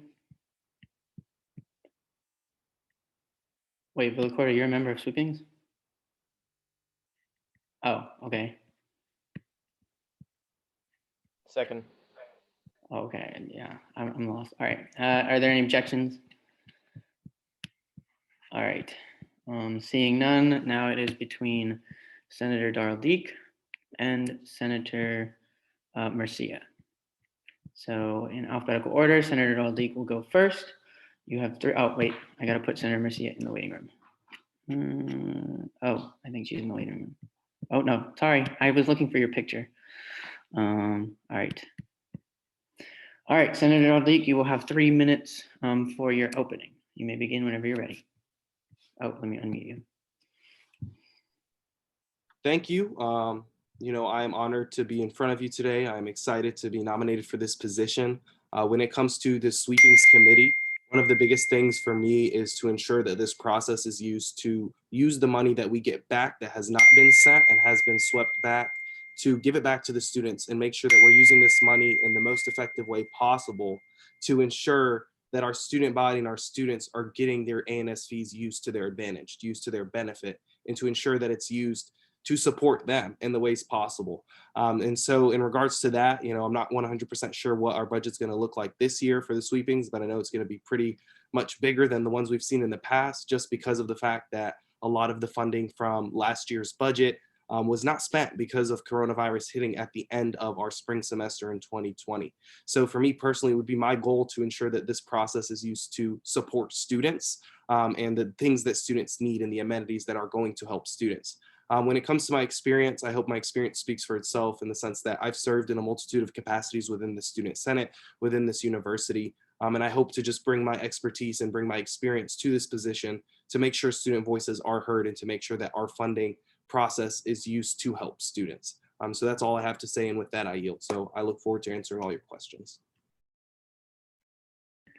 Thank you, Senator Darrell Deek. All right, we'll now go into pro speeches. I will be putting you in the waiting room for the time being. Oh, questions. I'm sorry. Right? Yeah. Questions. If not, if you don't want to ask me anything, I'm fine. Are there any questions, Senator Villacorta? Oh, okay. Your hand. Okay, Senator Gonzalez. Yeah, can you go over what qualifies you for this position? I guess so. In regards to me personally as an individual, I would say that the fact that one of my biggest goals is to ensure voices are heard. That's what I stand on. That's what I believe in, is making sure that we are impacting students by hearing what they say, hearing what they have for us to help them with.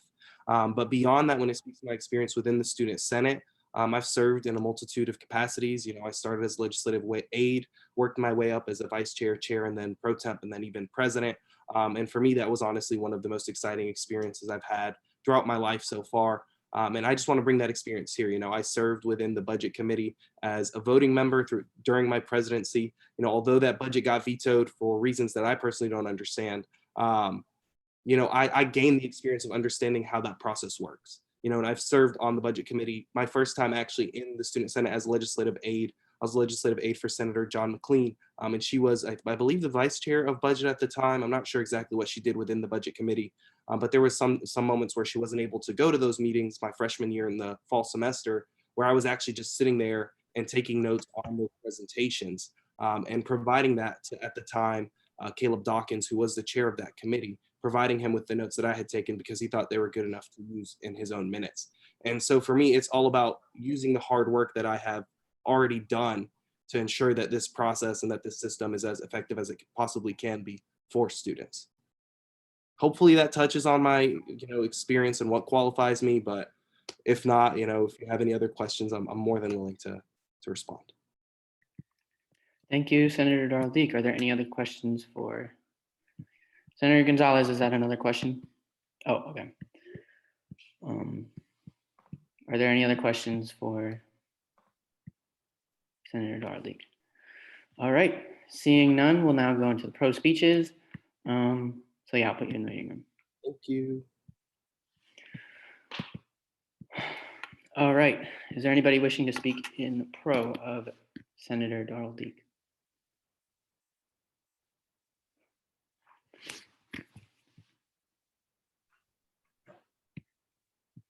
Senator Gonzalez.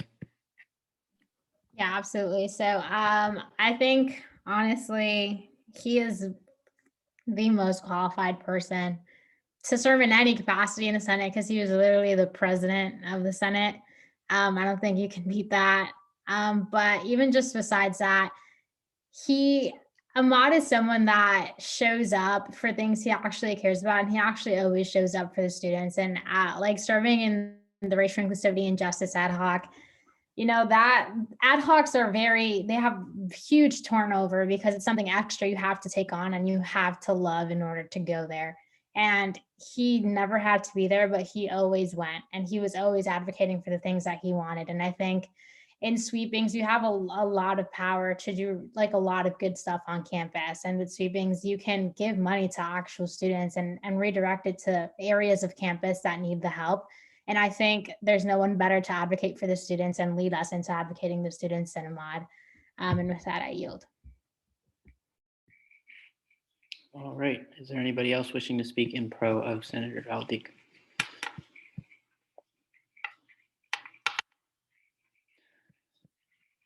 Going once, twice, 3 times. All right, seeing none, we will now move on to Senator Murcia.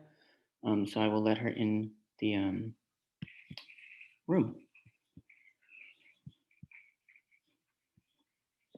All right. Welcome, Senator Murcia. All right, you will have 3 minutes for your opening, and you may begin whenever you're ready. Oh, sorry.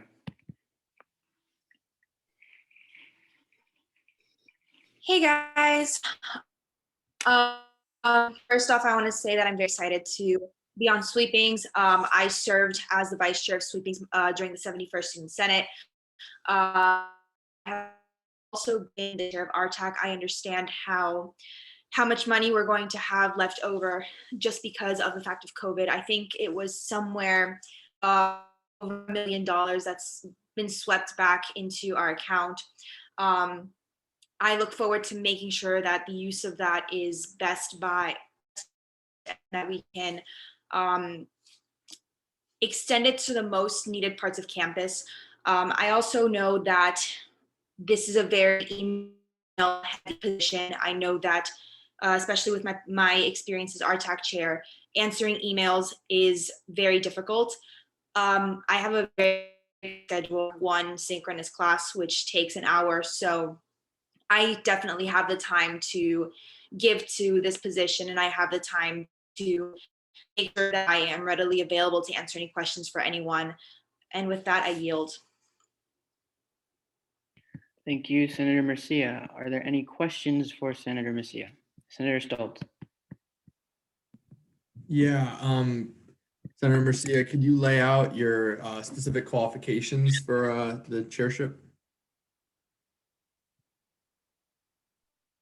Yeah, of course. So I've been on Sweepings before, which I think is itself a good qualifier. I was vice chair, so I understand how to work alongside. I had to work alongside with the chair, which ironically, she ended up being my best friend after the whole situation, because it was a very difficult situation to go through because, you know, it's a lot of work. So I understood that role very well. As RTAC chair, it was also a very similar process to where people come in and they give you a presentation and talk to them, and you kind of see how much money you can give to them within the budget.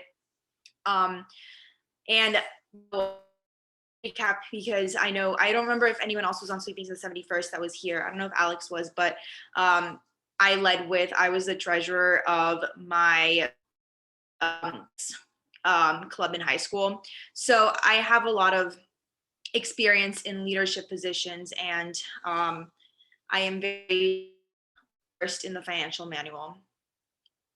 I hope that answers your question. Are there any other questions for Senator Murcia?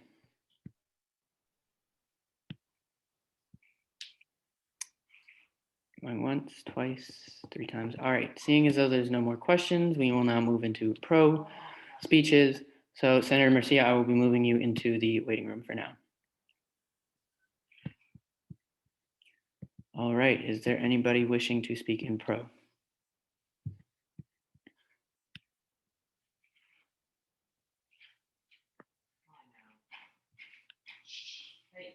Going once, twice. Oh, Senator Villacorta. Am I good to go? Hey guys, yeah, so Danny was like the second person I met when I came into Senate in the 71st. They had kind of just wrapped up Sweepings. It's a difficult process. Having served on it before, it can be really time consuming and tedious, and there's a lot of moving parts to keep up with. Danny did that super well in the first Sweepings committee, and her experience as RTAC chair, where just keeping up with people and organizations and how much they're requesting and how much money they're being awarded is the entire job. I think she'd do really well as Sweepings chair.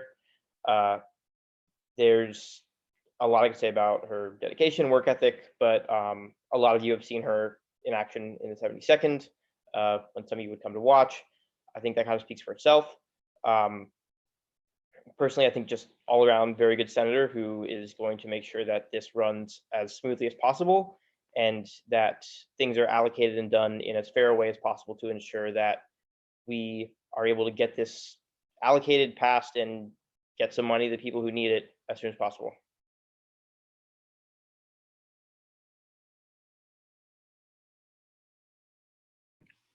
All right, thank you, Senator Villacorta. Is there anybody else wishing to speak in pro of Senator Murcia?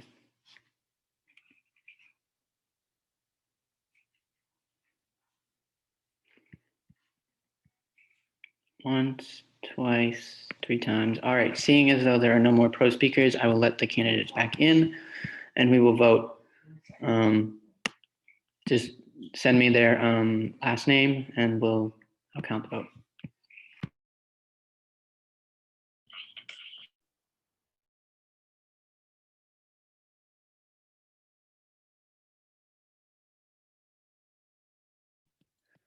All right, welcome Senator Darldeek and Senator Murcia. We will now begin voting. Obviously your last name is the vote you're voting, so just send it to me.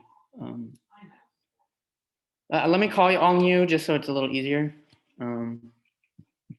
So Senator Villacorta, just send it to me and then that way I can count. All right, Senator Lessard. All right, Senator Bateman. All right, Senator Stoltz. Senator Flashman.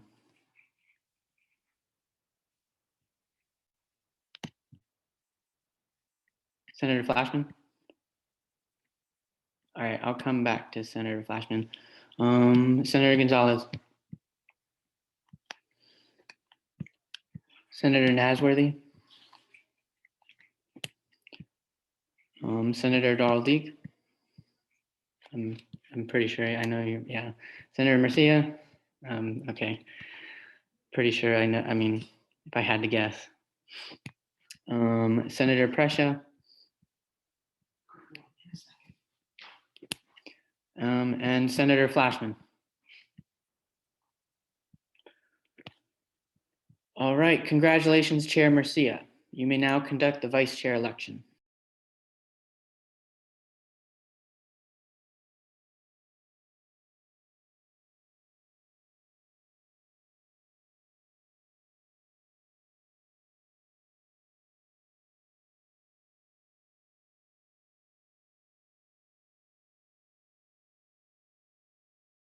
I am so sorry. That was my fault.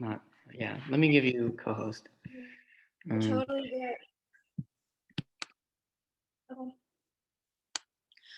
All right, guys. So is there a motion to open up the floor for nominations? Senator Gonzalez. Can you unmute yourself? No. Okay. I move to open the floor for nominations. Is there a second? Senator Darldeek. So seconded. All right. Are there any objections?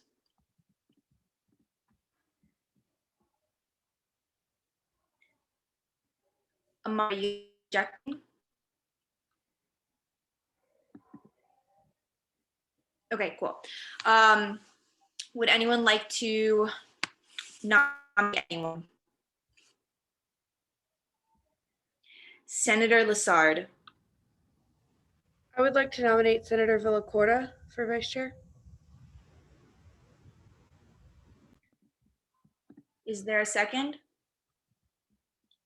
Senator Stoltz. So seconded. Senator Villacorta, can you raise your hand?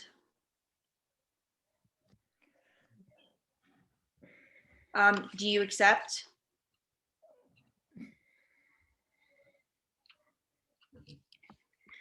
All right. Are there any more nominations? Senator Gonzalez. I move to nominate Senator You're Darldeek. unmuted. Is there a second?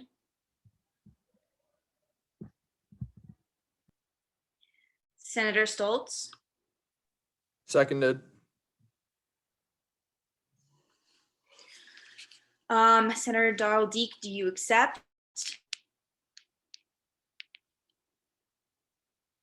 Yes, okay. Are there any more nominations?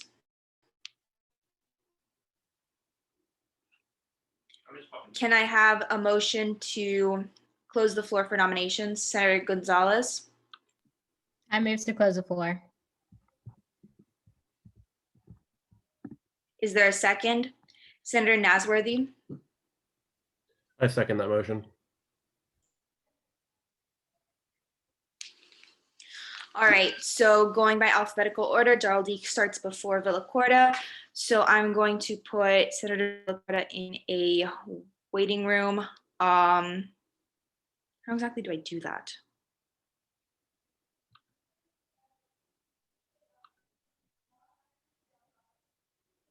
Okay, found it. Enable waiting room. Yeah, it's the 3 dots. All right, good. Senator Darrell-D, you will have 5 minutes. Let me just find my stopwatch. And you can start whenever you're ready. You're unmuted. No, you're not. Okay. You can start whenever you're ready. I'm ready. What is up, everybody? You just saw me, you heard me speak. I guess I didn't cut it for the job of chair, just fine. I don't mind. I just love the election process and going through this. So for me, it's just exciting to be nominated. As vice chair, I would not mind doing that job either. Vice chair, one of my biggest duties is going to be taking minutes throughout all of these hearings. And I've done that before. I believe, I don't know how long my longest page of minutes was, but I served as a vice chair for about 7 months. And those pages, I think my longest one was maybe 8 to 9 pages for SLAW, because SLAW is not that exciting of a committee in comparison to judiciary or to budget or something like that, because a budget minutes will probably be about 20 to 30 pages long, if not more, depending on how many groups we have come to sweepings. So with that being said, hopefully you know who I am from my first speech. Hopefully you have my qualifications. But beyond that, I couldn't be more excited to see Danny Mercia be elected as our chair. And I hope to serve with her as the vice chair. And if not, that is in your hands, at the end of the day. So I look forward to your questions and the upcoming vote. So thank you. I yield.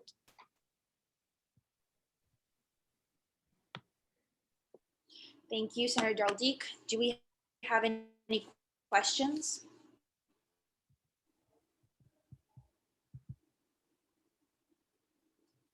Going once, going twice. I think you answered questions the first time. So I'm going to put you in a waiting room so that we can, did he leave?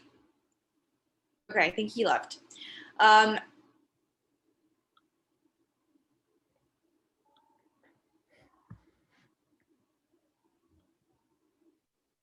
I think he left this time. Yes, he did. All right. Would anyone like to speak in pro for Senator Darrell-D?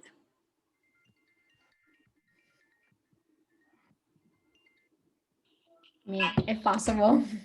Senator Gonzalez? Yeah. Go ahead. Okay. Yeah, so I guess Ahmad is a very humble guy, as you guys can see. Obviously, he served as president. I think he's more than qualified to serve as vice chair of this committee. And him and Marcia get along super well, and he's super happy for her regardless. So, yeah, with that, I yield. Thank you. Does anyone else want to speak in pro? We can have 2 speakers. Going once, going twice. All right, I'm going to bring Senator Villacorta back into the room.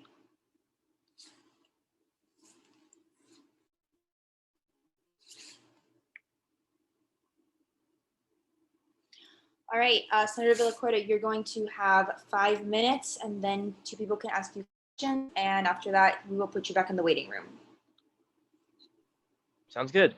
Hey, everybody. You can begin whenever you're ready. So just as a little preface, I've served in the 71st and 72nd Student Senates. I served on sweepings last time we did it, which was a very rewarding experience. Just getting to see all the people come in who had requests that couldn't necessarily be met anywhere else and being able to help them fulfill those. There were some really, really cool things. Some of them that you get to see around campus now that are awesome, from the AASU going to their regional conference, to the circus needing new safety equipment. I also served as the vice chair of Central Reserves, which is very similar to sweepings. I did all the minutes for that. We totaled about 61 pages of minutes, which was a lot of fun. I think my biggest complaint about how sweepings was ran last time, particularly on the minutes front, was that they weren't very detailed and weren't very organized, and that led to a lot of issues in when we presented the final sweepings bill to the Senate, because people would look at the minutes, they couldn't tell exactly what was being asked for, how much we awarded, and our reasoning. So setting up a very strict, easy to follow kind of flowchart style template for the minutes would be something I definitely wanted to do to make sure that we all know what's going on, because when we hear our presentations, during the week of sweepings versus when we have final deliberations, we need to be able to keep track of our concerns and the presentation sent to us, as well as have something very readable for the Senate and for the student body. So when we post it on the SJ website, they can look and they don't have to know, what went on behind closed doors for it to be able to be understood easily. I also just want to make sure that I'm ready in case Chair Mercia can't make it to a meeting and I have to chair. I'm well versed in Robert's rules and our rules of procedure, having been vice chair and then at times serving in the kind of unofficial chair capacity for what was previously the Internal Affairs Committee, now Oversight, as well as the Sustainability Ad Hoc. I would really like to make sure that we're able to get sweepings done as efficiently as possible, as transparently as possible, so we can use what I'm assuming is going to be a pretty sizable amount of money, considering there were a lot of programs that had to end early and get reswept. So we can make sure that goes out to all the people who need it and really prioritizes student well-being. I look forward to your questions.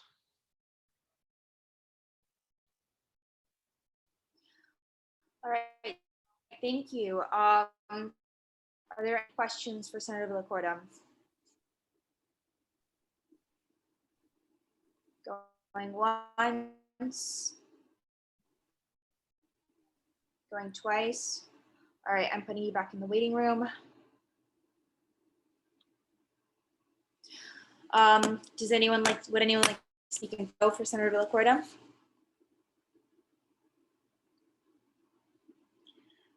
Going once, going twice. All right, so I'm going to admit them both so we can start voting procedure.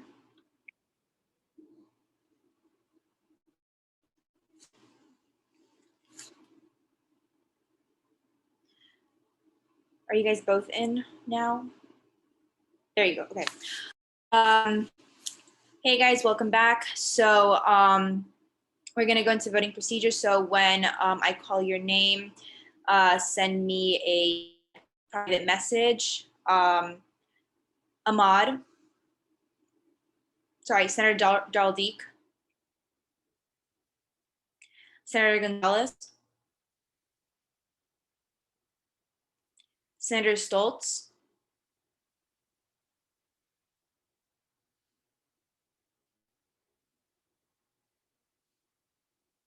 Senator Stoltz, Senator Lassard,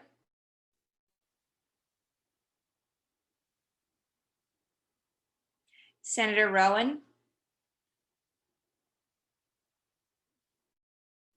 not a senator, sorry, Senator Bateman,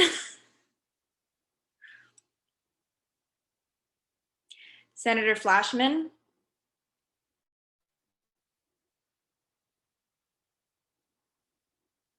Senator Nasworthy,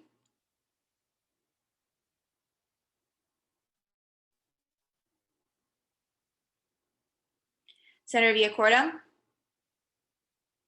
All right, let me just make sure I have the right number.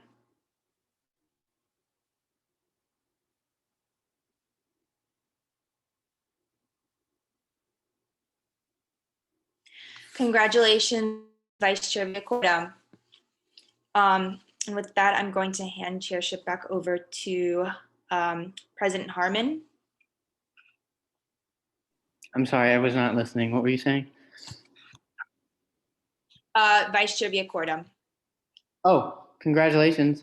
And then Ahmad had a point. Oh, I mean, we're not really in Senate, we're just here.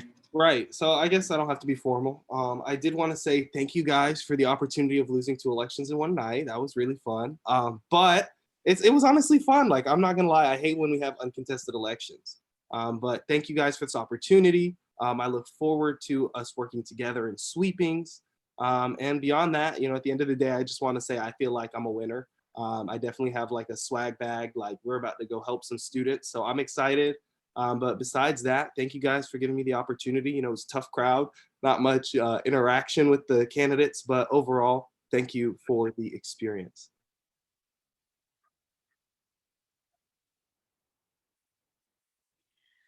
I'm really excited to be working with you guys. I know this is going to be a great time with sweepings. I know it's going to be difficult. Just know that I'm here as a resource for anyone who needs help.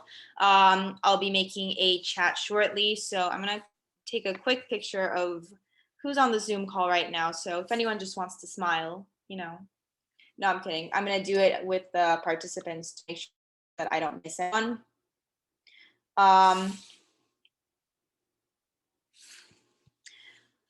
But I think that's it, right, Alex?